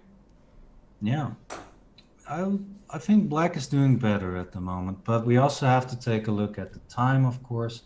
Sometimes it's so hard to forget the time. And Lebanon player FIDE Aid has 1 minute and 30 seconds left. So the time control, everybody, is 15 minutes by the start of the game and 5 seconds extra per move. So increment per move. So they are not going to be in heavy time trouble, but still, we've seen already a lot of mistakes happening in time trouble. So it's important to take control over that. Yeah, definitely. Yeah. And maybe let's have a look to other boards, because the second board we have a result, so it's good to mention it. And here white won this endgame because, yeah, I mean, it seems like if you look for 1 second, it looked like a normal position. There is a knight for black, there is a knight for white. But then if you look an extra second, you realize that black is two. Where are black's rooks? There are no black rooks. There are no rooks here. So Yeah, yeah, is 1-0 unfortunate. GGO for white. Yeah, very So nicely done by Lebanon. So I'm not sure how they're cruising through this match. It seems to be going okay from what I saw. Their last board lost, unfortunately. So yeah, it's still a match. We haven't seen all the results or just yet, of course. Yeah, we'll yes, keep you updated. sure. And here we have another board. This is should be the second female board probably, if I don't get it wrong. Is between Ibital with the black pieces. Actually, I should always name first white and then black. So it's between Maya, the women FM from Lebanon, against the women CM Ibtial. Yes. Yeah. What is this ending? Would you go for the pawn ending here, Alessia, if rook takes c1? Oh, oh no, because the king is near to the king, I think. So I have to calculate shortly. So rook take, king take, and then 1, 2, 3, 4. And the king needs 1, 2, 3, 4 to protect. So wait, but yeah, it's good because then you probably have e5. Okay, now it's completely easy. Before was not clear, I think, at least. Because now you can take on c5 and then play e5. And I think it's completely winning. Yeah, it's still not so easy of a pawn ending because white needs to, well, actually maybe it is. I think white should be close to winning, yeah, because I was thinking maybe white has trouble to win after rook takes c5, d takes c5, king c3, and black playing a4 because okay, both pawns are a bit stuck if the kings get in front, but the white pawns are so advanced that I think the king can actually run towards the pawns and Yeah, help the yeah. white pawns Okay, promote. a3 loses on the spot now. I think so, yeah. Unfortunately for black, yeah. Yeah, we still have to see exactly how that goes, but I'm pretty sure that this is winning for white. Yeah. Yeah, I definitely agree. And we have the result, which was claimed a draw by agreement. Pity, because we wanted to see still fight and blood here in part Yeah. one. But yeah, a draw was agreed, and so this is the last game of the match between Lebanon and Sudan.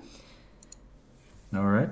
Yes, Yeah. and yeah, it's just winning. It's just winning. Yeah, we can see exactly. Yeah, now it's absolutely winning. Yeah. Yeah. Yeah. Now 2 pawns. For some reason, the pawns were lost.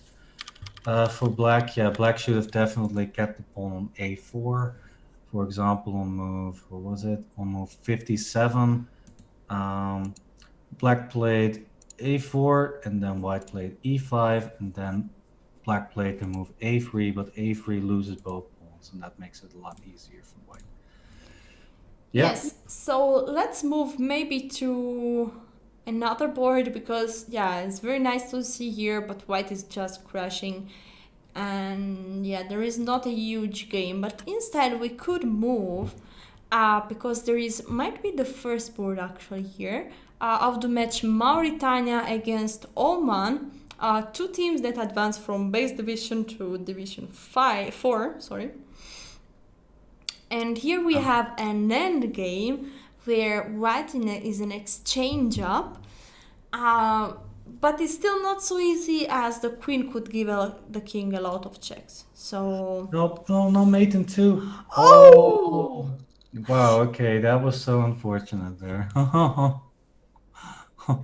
yeah, this made king Oh, h7 made everything easier for black, for white. that Sorry. hurt. That really hurts. Oh boy, I think he was doing fine if he did not play king h7, but king g7. Yeah, king Then, g7 is still is a well, fight. fine. I'm not 100% sure if it's fine, but it's at least very, very hard for white to win in position like this. Maybe rook h2, and if checks are over. After rook, excuse me, after rook h2, queen f1, queen e3, moves like that should at least secure a draw for black, I believe, because of the knight. There should be, actually, yeah, king g4, then you have knight e3, for example. Oh, It should be very, very dangerous for. yeah, sorry, that game was closed because somebody Okay. started a new game, so we are not going to see it anymore. But here we could. Oh, is a grandmaster playing? I know, from Czech Republic. No, it's Maybe, not inside I this. think we've seen all the games, perhaps. Oh no, there's one more game going on, I Yes, believe. Mauritania, no? Yeah, Albusadi Mauritania. GM. Yeah, exactly. Versus Oman. Yeah, those two countries have already played against each other in the base division. They both qualified, and yeah, they're of course very happy to be here. I don't. Let's see what the result is. So far, it's a 2-1 lead for Mauritania, and yeah, the scoreboard will update that shortly. So 2-1 for Mauritania, and only one board so far remaining, but that also looks good for Mauritania. And so it seems like Mauritania is going to win that match. Mm-hmm.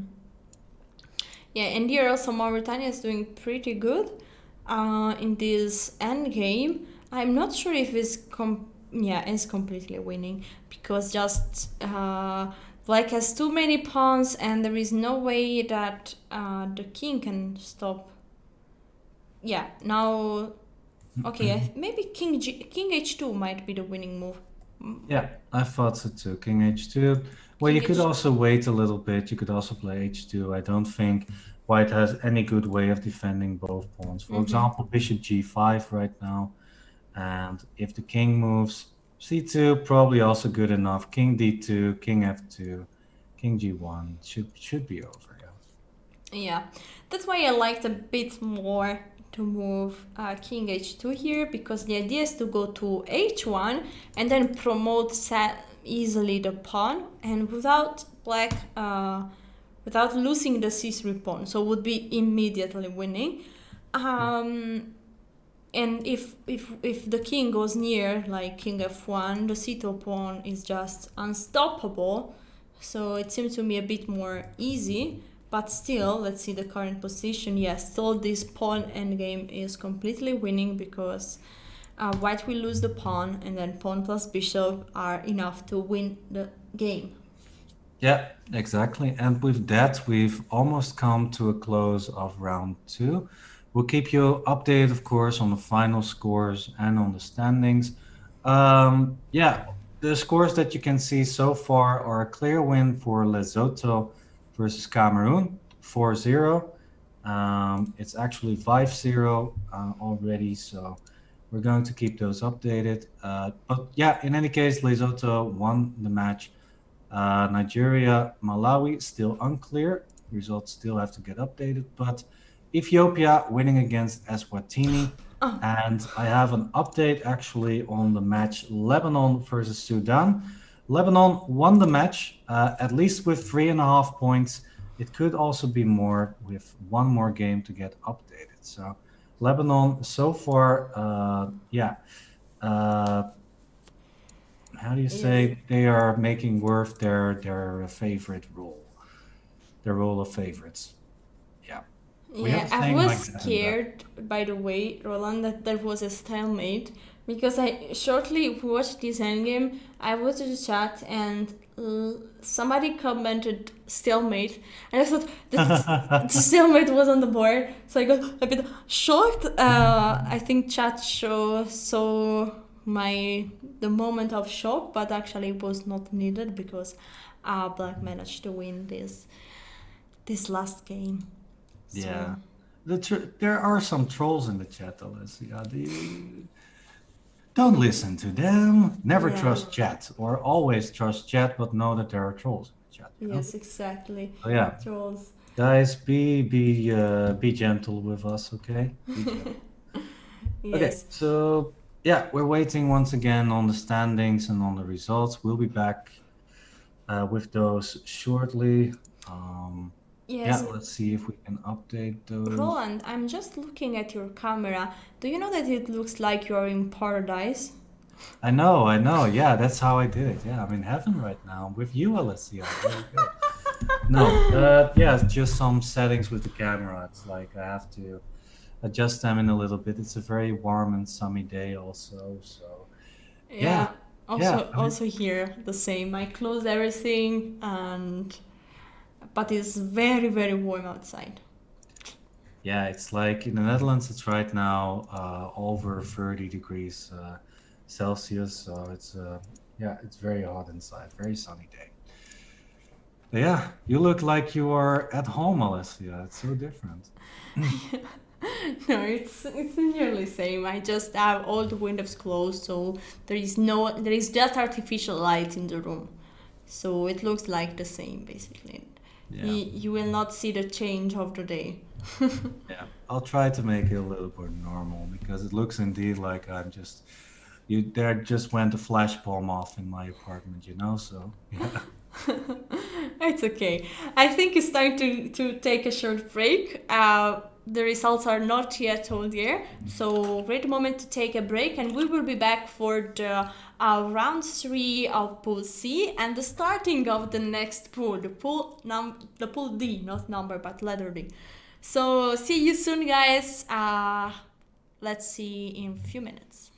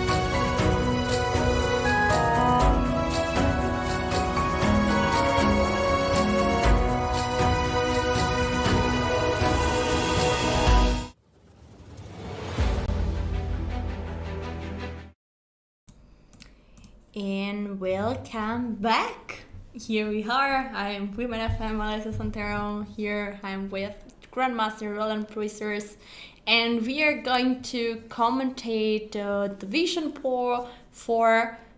We are currently looking at pool C and D. Indeed, actually now we are going to see pool C round 3, so the last round for our friends of pool C. And a new poll is starting, the pool D. And yeah, next to the board, we are shortly showing everyone the new teams that are going to fight in this pool D. And so Liberia will be facing Haiti, Ghana will be facing Suriname. Yeah. I'm sorry, but this is a new country for me. And they speak Dutch actually, so the way to pronounce that is Suriname. Suriname, Yeah. perfect. Actually, would be the same way as we pronounce it in Italian. So Suriname. There you go. Then Puerto Rico against Netherlands, Antilles or Antilles. Well, in the Netherlands we say Nederlandse Antillen, so I guess it's Antilles. Okay. Yeah. And then Angola. Angola, Angola Senegal. against Senegal and Togo Yeah. against Palestine. Yep. Some interesting matches, of course. Pool D is very interesting to follow as well. I think that Suriname is actually one of the favorites in this pool, actually. And Puerto Rico against Netherlands Antilles is also an interesting match. Yeah, I don't see any huge big clashes.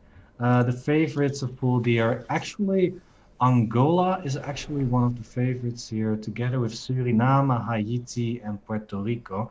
Those countries have a very high average rating compared to the other countries, so those are the four countries to watch, I believe. So, yeah, they don't yet have to play against each other, so not the biggest matches in this round one, but of course, some interesting round. Liberia versus Haiti is, for example, I believe a base division match. They both promoted from the base division to the division 4. So, yeah, lots of interesting stuff going on in Pool D. Yes, sure.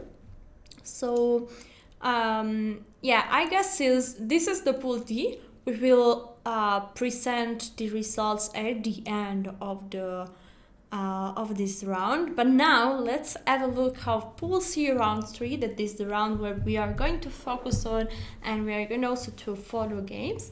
The games here we are first Lebanon against Cameroon, then Mauritania against Sudan, Ethiopia against Oman, Malawi against Eswatini, and Lesotho against Nigeria. And yes, here we are. The games are starting. So we are going to comment on them in a while. But first, let me ask our Grandmaster, which according to your data and calculation is the most interesting match to follow? Well, before we go into that, and it's actually kind of a hint also, where do you think the country of Lesotho is stationed, Alessio? Do you know? I'm going to be the geography master again. Yeah, exactly. And as you are the geography master, I want that you take all the merit to explain everyone where Lesotho is. All right, yeah, it's in the south of Africa. It's in the north of South Africa.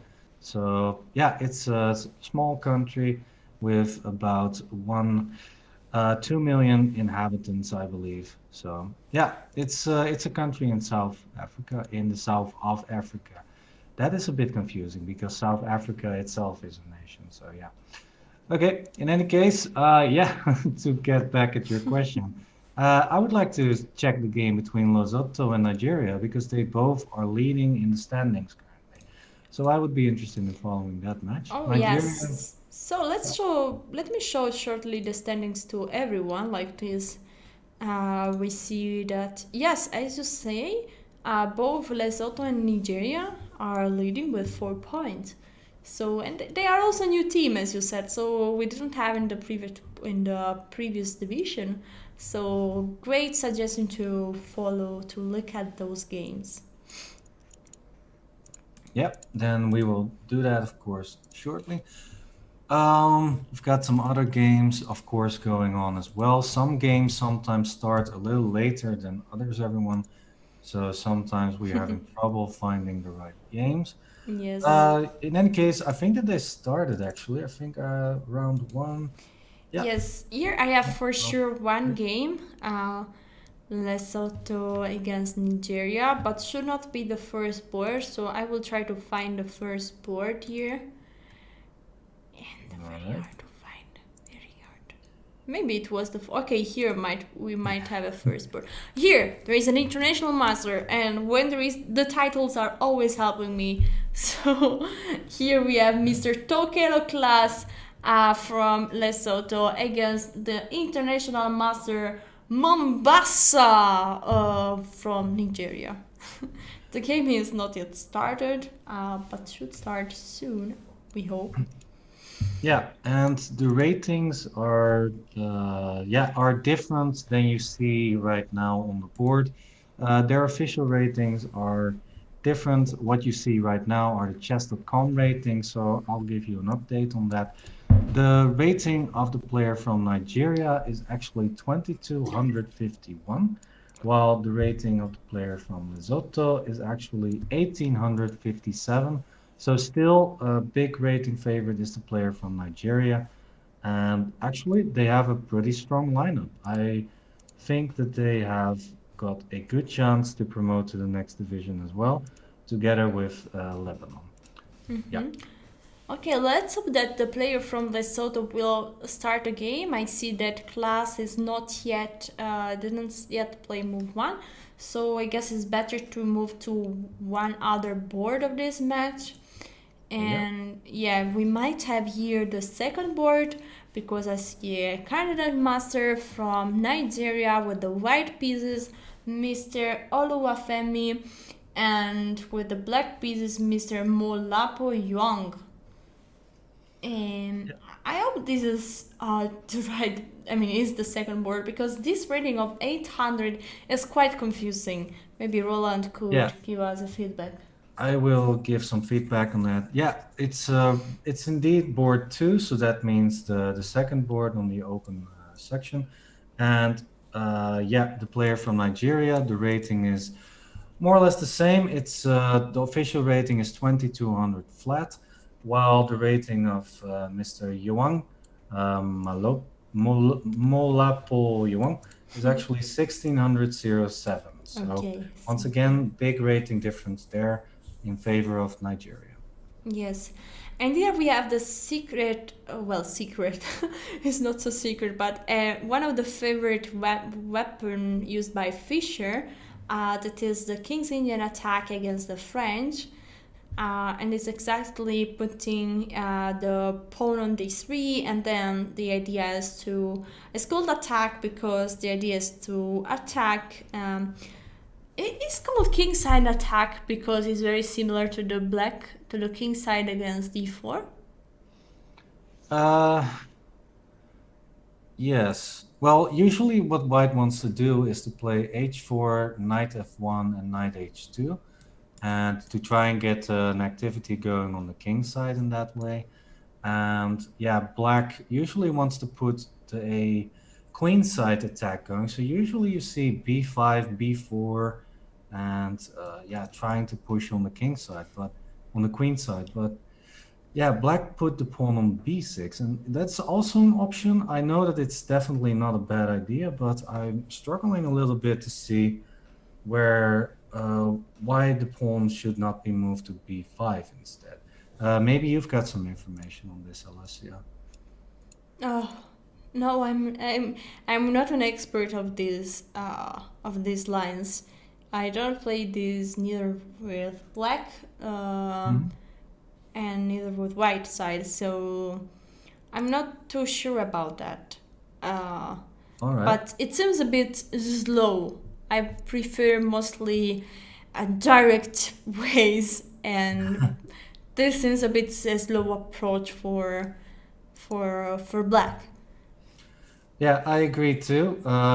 You could play with b6. I believe that it's because you could play bishop a6 and c4 rather quickly, because in that way you can create some weaknesses on the queen side, perhaps.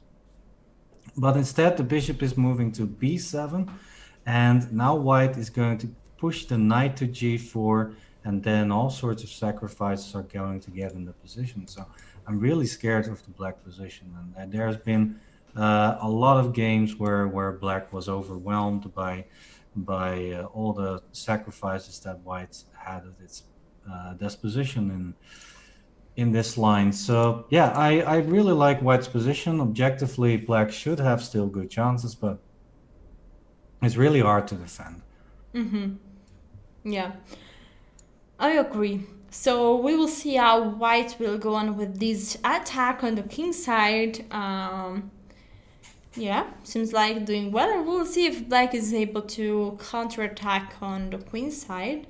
But now it's time to move to another board, and I'm not sure if I picked the right board, but Roland will give us all the information. Here with the white pieces we have Lebayoa Tsefe, might be the female maybe, against Callistus Aitongran,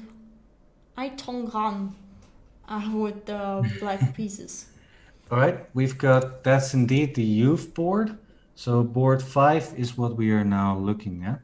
And the ratings are very different from what you see here. The official rating for the player from Nigeria is actually 2034.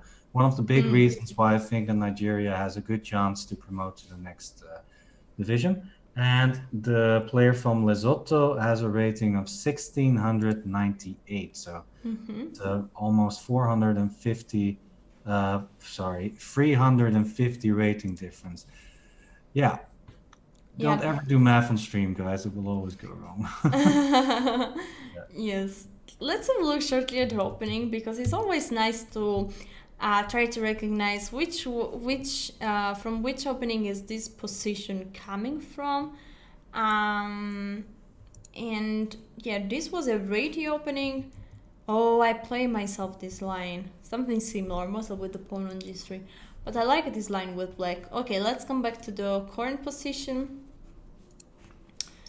And yeah, but now it's pretty different from what I expected.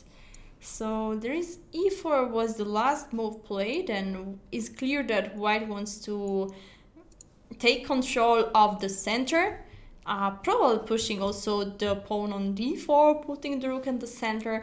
And this is called, I think, Carsbon structure with black, with the pawn on c6 and e6. And mostly means that white has a good space advantage. I think d4, no, not d4. Maybe bishop e3 followed by d4. Also d4 is playable, actually. Yeah, I think so too. Yeah, I think both plans are more or less fine. The big problem of black's position is the bishop on c8.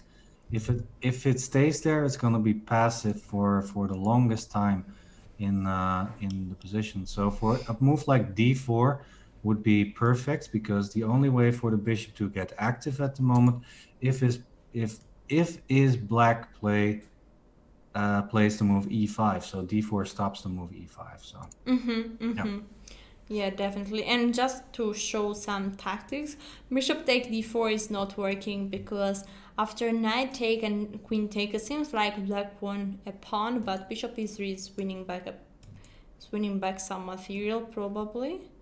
After not. I don't think so yet, but those dark squares are going to be extremely, extremely difficult to take care of. So yeah, bishop e3, queen d8. It saves the piece. But rook c7.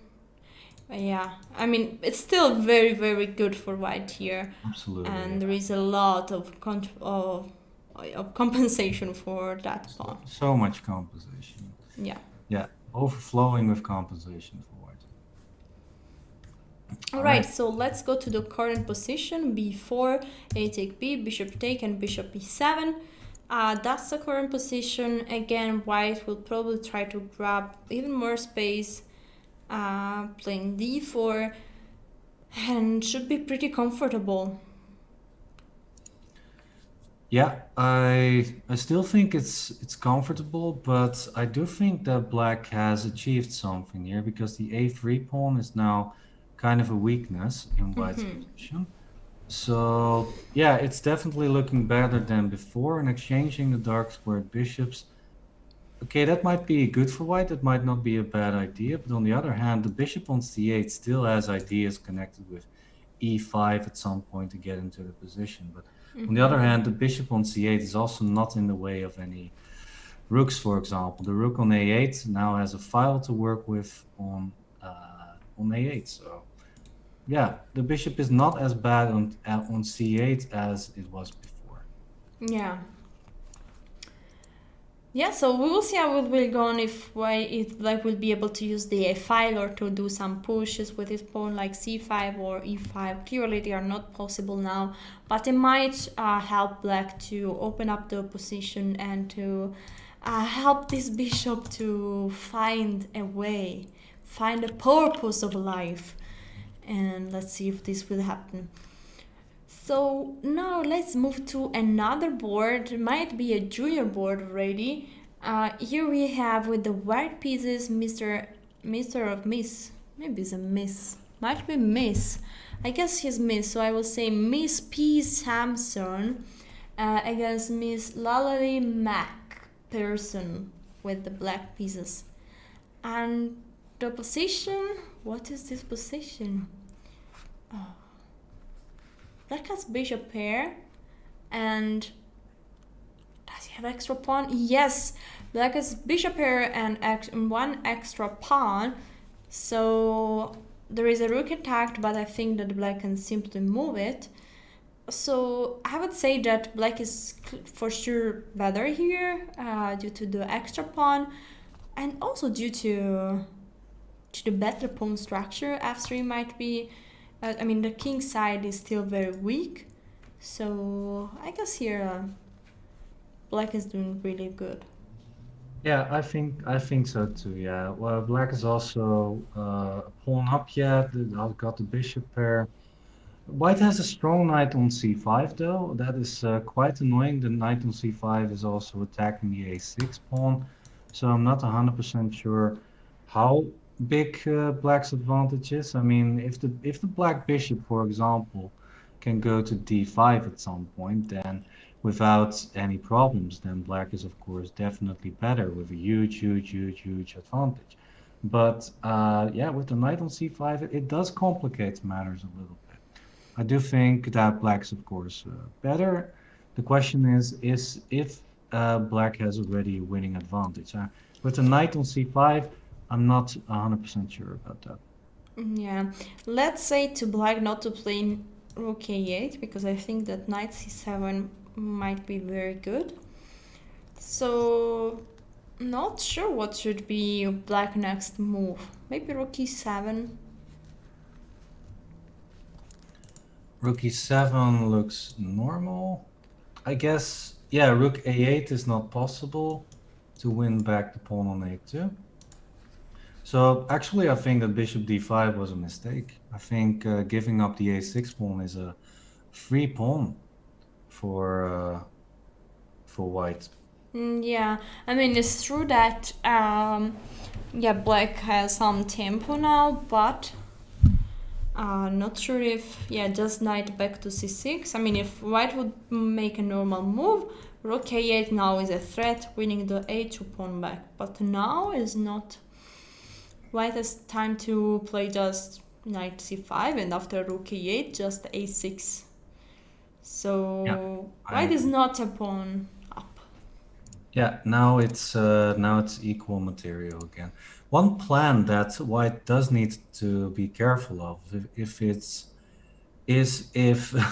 black starts opening the position, for example, with a move like e5 at some point. After e5, it's going to be quite hard to deal with the threats if the e file starts getting open. especially with the bishop on h4.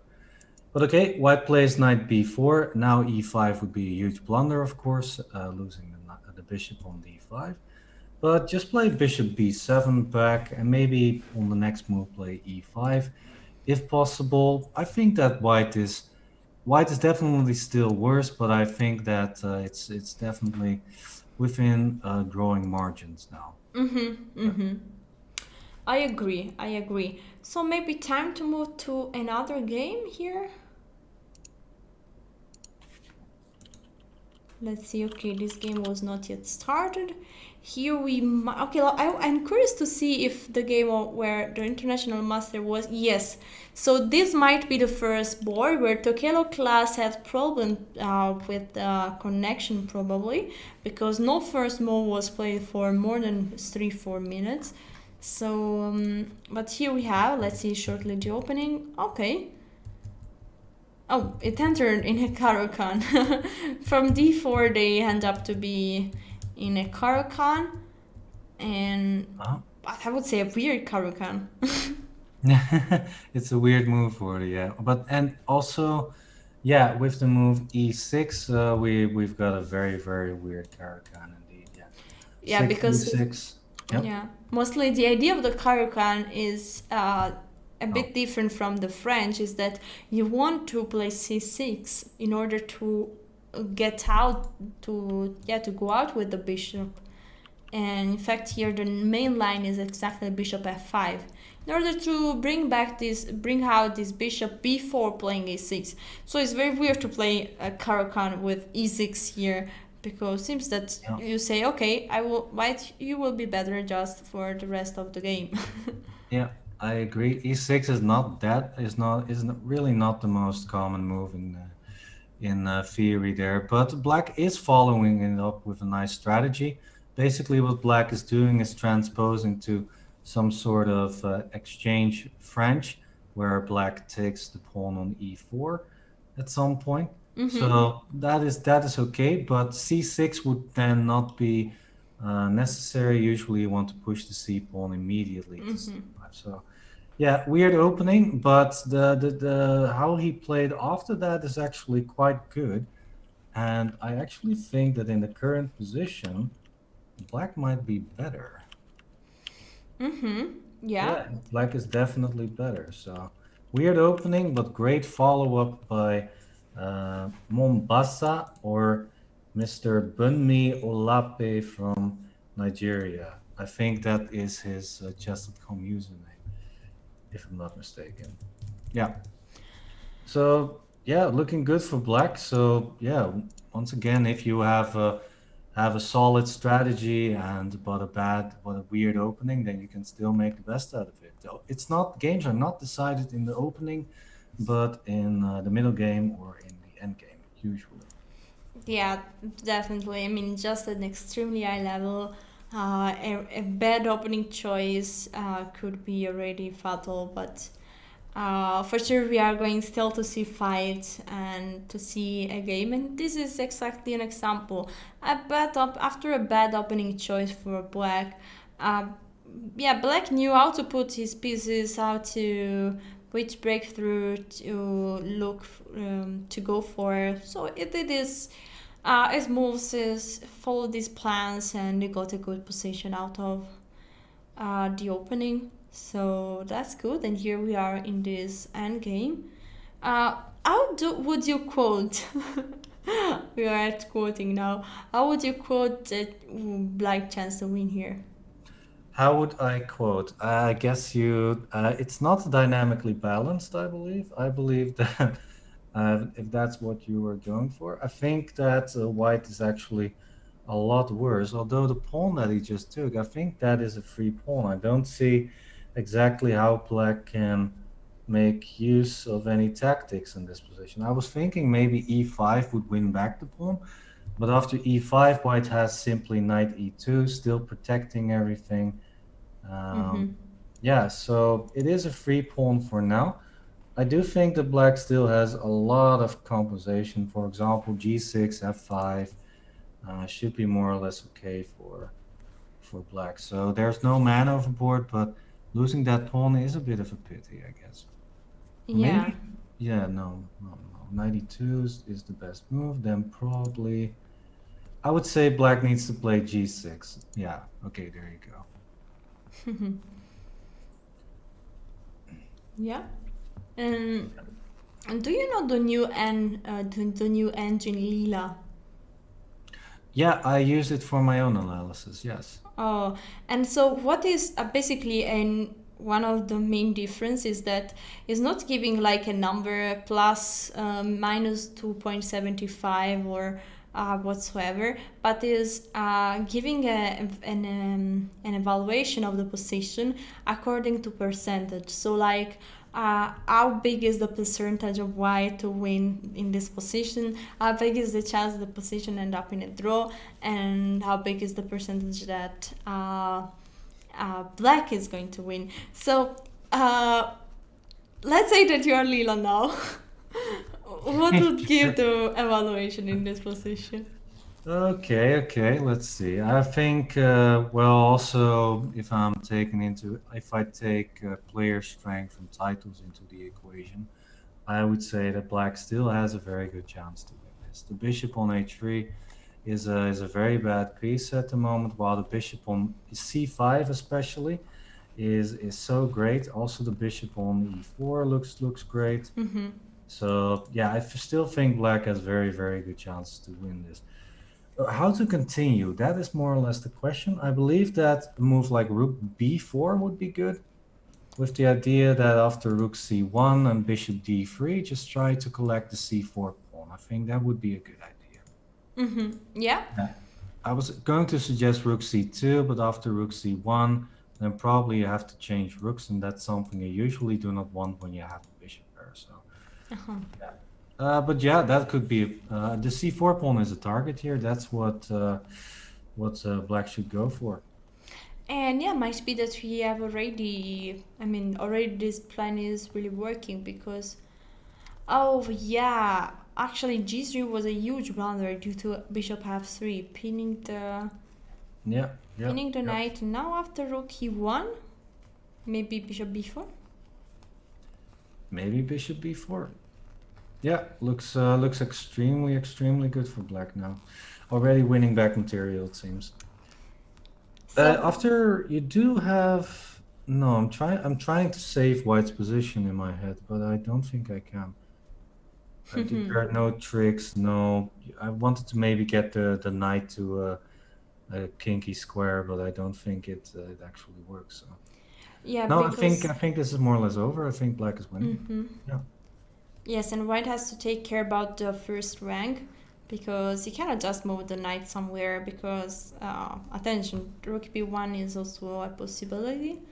And after knight c3, probably rook c2 is just winning. I think so. Yeah, rook c2 should win a piece.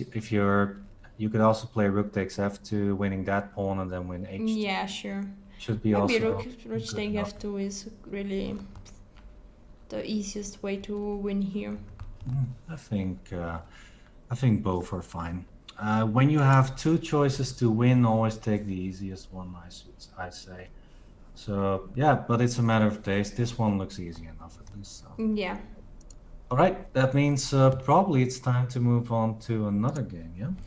Yes, definitely. And let's see if we find some other game of this match. Yes, this was the. Yes, we discussed this game previously. This is the game, might be the second board between the candidate master Olympiad against Malo Pyong. It was a King's Indian attack in the French, and here white managed to be an exchange up, and white has still great chances to attack on the king side. So, yeah. What about this position? Well, I'm not sure how quickly white can win on the king side, but yeah, because the queen is very active on d5, it can protect, for example, g7 with queen e5, queen g7, it more or less protects everyone. But yeah, at the same time, white's simple exchange up and should just be winning. It's too much material. Although the bishop on e3 is quite strong, and let's see if black can, for example, push the pawns on the queen side, then there might be some problems, but I think it's over now because the pawn on a7 will fall, and black doesn't really have any counterplay yet. So Yeah, it yeah, should be close to over. Although I would like to see black try a move like c4 at some point to try and make yeah. things a little more complicated. Because But if maybe now the white more can pawn, take one's time and then yeah, put the rook a rook just on the b1. b file. Yeah, that's a good reaction. Yeah, I wanted to maybe play rook c5 then to make it complicated, but yeah, you're right. This should definitely be a good position for white. Actually, white It's can also take twice. I mean, yeah, should not be a huge problem. Although, a lot of pawns are being traded though. It's not over yet. I mean, yeah. white does still have to keep some pawns to win the game, because if you don't, then Okay, I it's have gonna a be a lot question. harder. What about I would be maybe it would be just stupid, but I would be rook take e3. Rook takes e3. Oof. I mean, the idea is Um, that probably the pawn on e3 might fall, but the problem might be that the a yeah, pawn will be very fast. I think so too. Well, not because it's fast, but the a pawn is you cannot save the c pawn, I believe, and two pawns on the king side would not be good enough. So Yeah, yeah, but it's good to look at those things. If you can get a winning rook ending, then why not go for it? So, yeah, but it's better but to keep the rooks on the board. I think rook e2 was a good move. yeah, but it's not the simple, the easier way to get there. So if you're not sure 100%, you should never take forcing line where you can't come back. So don't give up a rook for a bishop if you are not absolutely sure that is working. Yeah, absolutely. Yeah, if you always go for the easier solution, I say. So if you calculate, but then it's easy to make a mistake when you calculate, and then suddenly the result could change. So just play it safe. Just don't go over calculation more or less. Yes. But yeah, this was board two, where this board is looking over now. White won an extra pawn. And now, for example, if you can exchange your rook for the bishop on e3 and the pawn on d4, it should be winning. But I don't think white even has to do that. Just activate your rooks and you should be winning. So Yeah. yeah, very easy win, I think, if white plays correctly. Yes, all right. Okay, here we have an interesting. I just switched to, might be the junior board. By the way, is between Labayo Tsepe against Callistus Aitongan. And yeah, it is a name game with pawn plus knight. Sorry. And yeah, black it looks very dangerous. There are two pawns per player, but e3 pawn looks very dangerous. So the question is this enough to win this endgame or not? Yeah, that's interesting. It's hard to judge that. At first, I would say no. I don't think it's enough to win. Also because the king on g2 is nicely close to the e3 pawn. So for example, if you play e2 as black, then you could play simply king f2, I believe, and you would be okay. So yeah, you could also maybe sacrifice your knight. That might also be good enough. I like king f2 though. I don't think black can. King Is it f2, for so? example, knight f3. Well, if knight f3, then I have knight f4 check, and I can grab the e2 pawn. True. One thing I'm wondering though is after king f2, you have knight e4 check, and after Yes. king e1, only move, black has knight takes g3, winning a pawn. So yeah, that I don't think king f2 is the smartest way to go here, perhaps. Not sure what then. This is looking quite complicated, actually.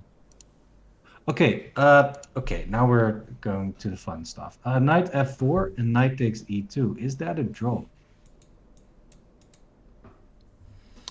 Good question. It seems like it's not a draw, at least according to our evaluation next to the board. But yeah, could be a draw if white is able to change one pawn.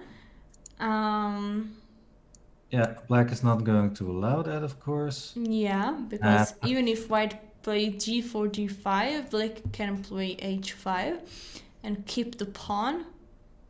It looks winning for black. I don't think you can exchange that pawn. For example, if you play, let's say g4 here.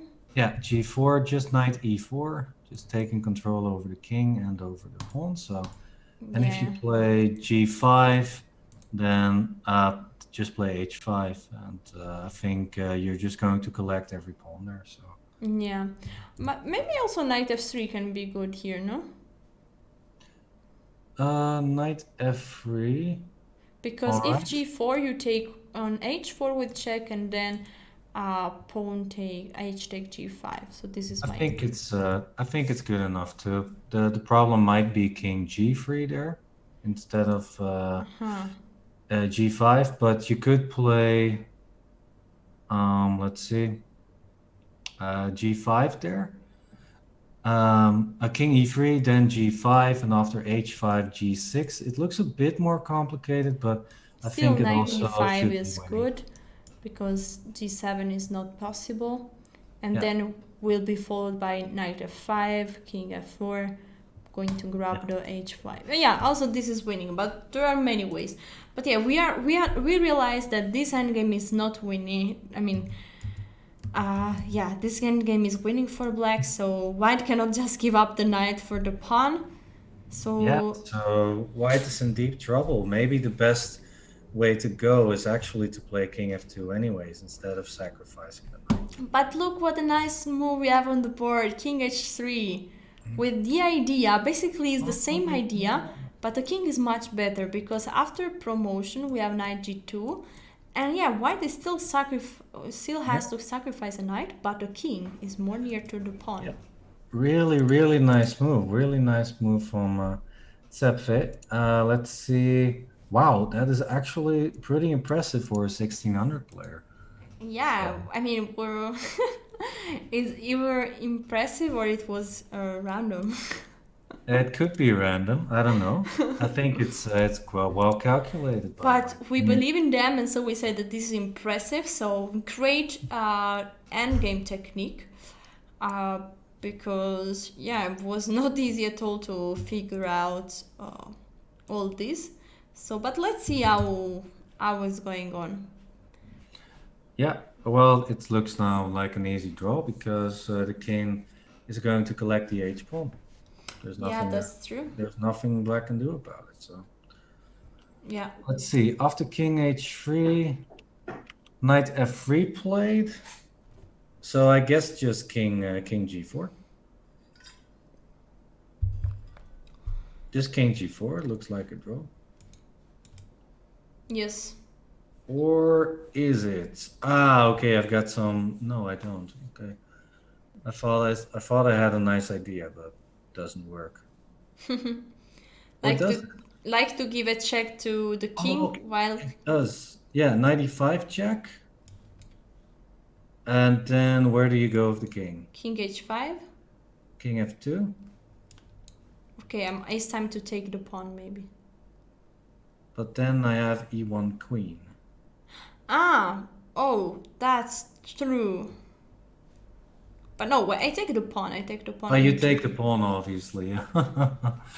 You simply take the pawn. Yeah, then it's an easy draw. It's such an easy draw.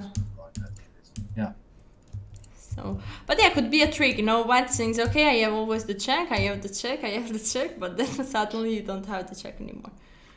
Yeah, exactly. By the way, some update on the results. You can also see that on the left of us, we have some updated results for you. So Nigeria now leading 3-0. so they at least have a draw in this match against the co-leader Lesotho. So yeah, Nigeria going strong. Yeah, so, and they are also, yeah, they will probably win here because this game that we are looking is exactly from this match, and yeah, should be a draw. Should be a draw. And Nigeria is basically the only player that could win this game. So I guess this match is pretty clear. And there are also, the news is that there are also very few games still playing. So let's have a look at other games. Okay, this is a pretty close to the end. It's a game of the match, Mauritania against Sudan, where, okay, Black is just winning, so we will not even focus on this match.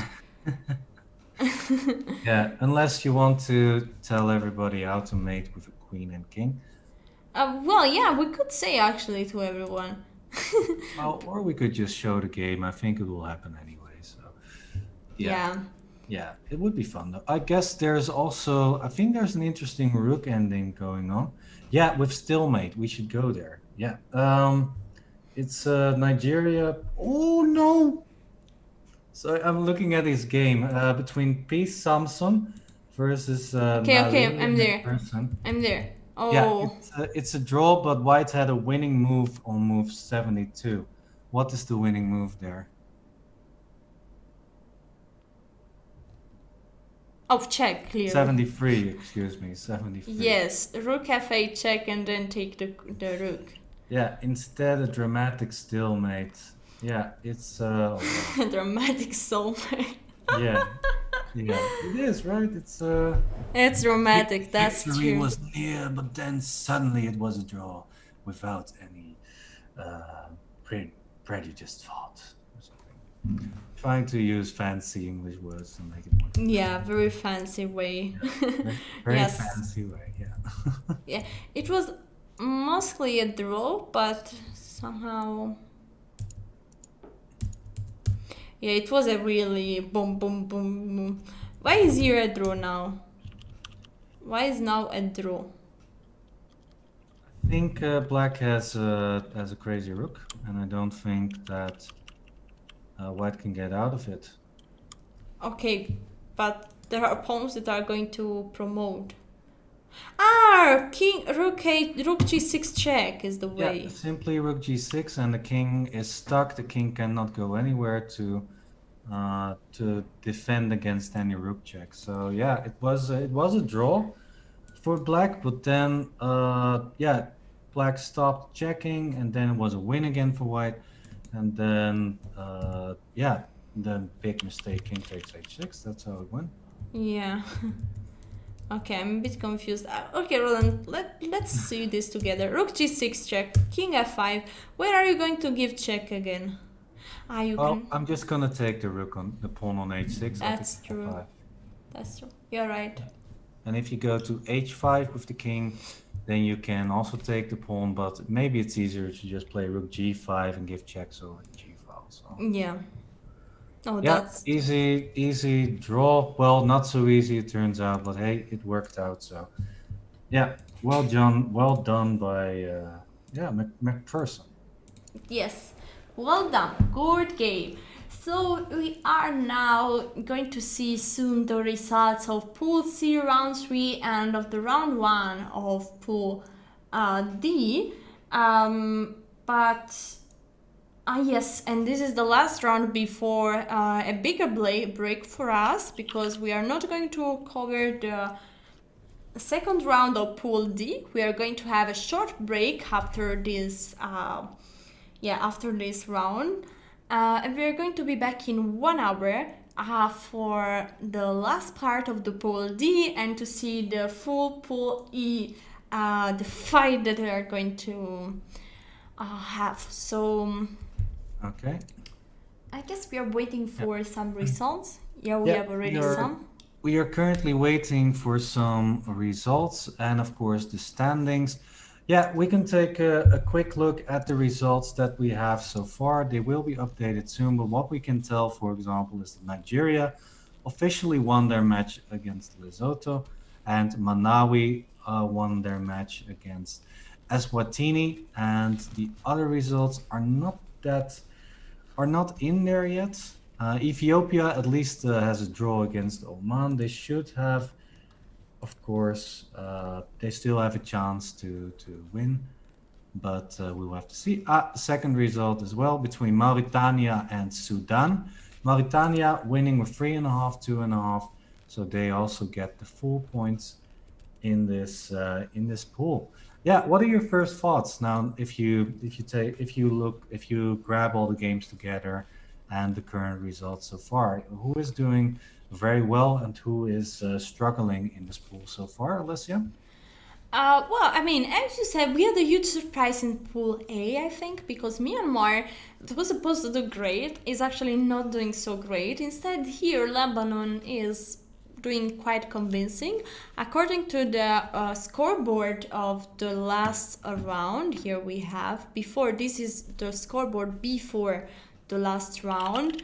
Lebanon is also, I mean, there are 4 teams with full point: Nigeria, Lebanon, Lesotho, and Mauritania. And at the end of this round, not this, sorry, but this, we can see that Lebanon probably won, and yes, the results are updated. So Lebanon won against Cameroon 4.5 to 1.5. Also, Mauritania won 3.5 to 2.5 against Sudan. And Nigeria, of course, won against Lesotho. We followed this match. So basically, what does it mean? That Lebanon, Mauritania, and Nigeria are currently leading this Pool C Division 4. Are those the teams that are going to qualify? I don't know, but we are going to see that. Yeah, obviously. We'll be here all weekend checking, of course, the results there.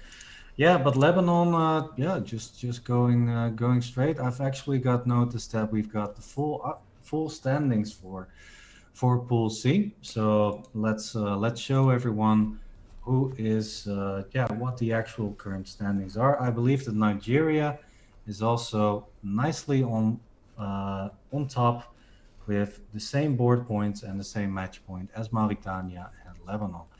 So yeah, I think Lebanon, Nigeria, for me, 2 of the favorites actually in this pool. They have a high average rating compared to the others, and Mauritania, coming from the base division, doing very well as well. I did not expect Mauritania to be on second place after the first round. So yeah, they are the surprise, I believe, in this pool so far. So yeah, very exciting stuff. Of course, it's not over. We are done with Pool C though, but if I'm not mistaken, with Pool C we are done, and we will be back, of course, tomorrow with Pool C again when we will have round 4 through 6. But for now, we are going on a break. We will be back in 1 hour for Pool.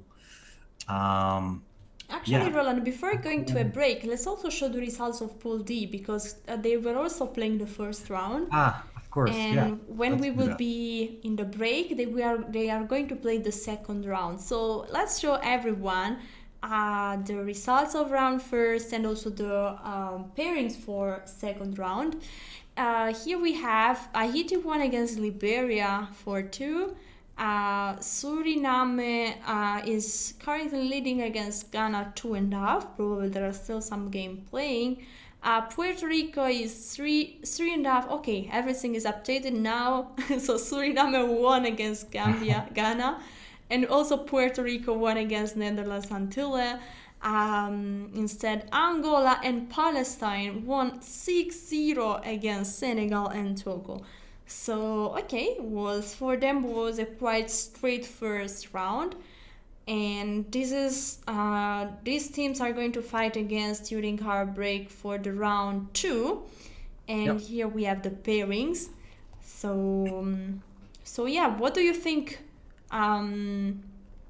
could be the favorite in this pool?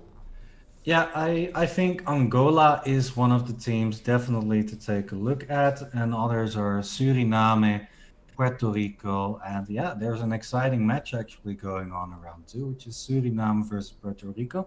I'm very curious what that result will be when we come back from our break. And otherwise, Haiti actually. Yeah, a great holiday resort and also a great country in itself. I'm really wondering how they will fare in this pool. They were also a qualifier from the base division, but on paper, they are still one of the favorites, even in this base 4 division pool. So, yeah, those are the countries I think we should look at in Pool D. And yeah, I Yes, I think that we are ready for it a short break. We will be back in less than 1 hour to comment over the result of the round 2 and to go on because we are going to see the last result, the last round of Pool D, and then we are going off to have 3 exciting rounds of Pool E. So guys, take a short break, get some food, grab some water, and see you in less than 1 hour for last 3 rounds.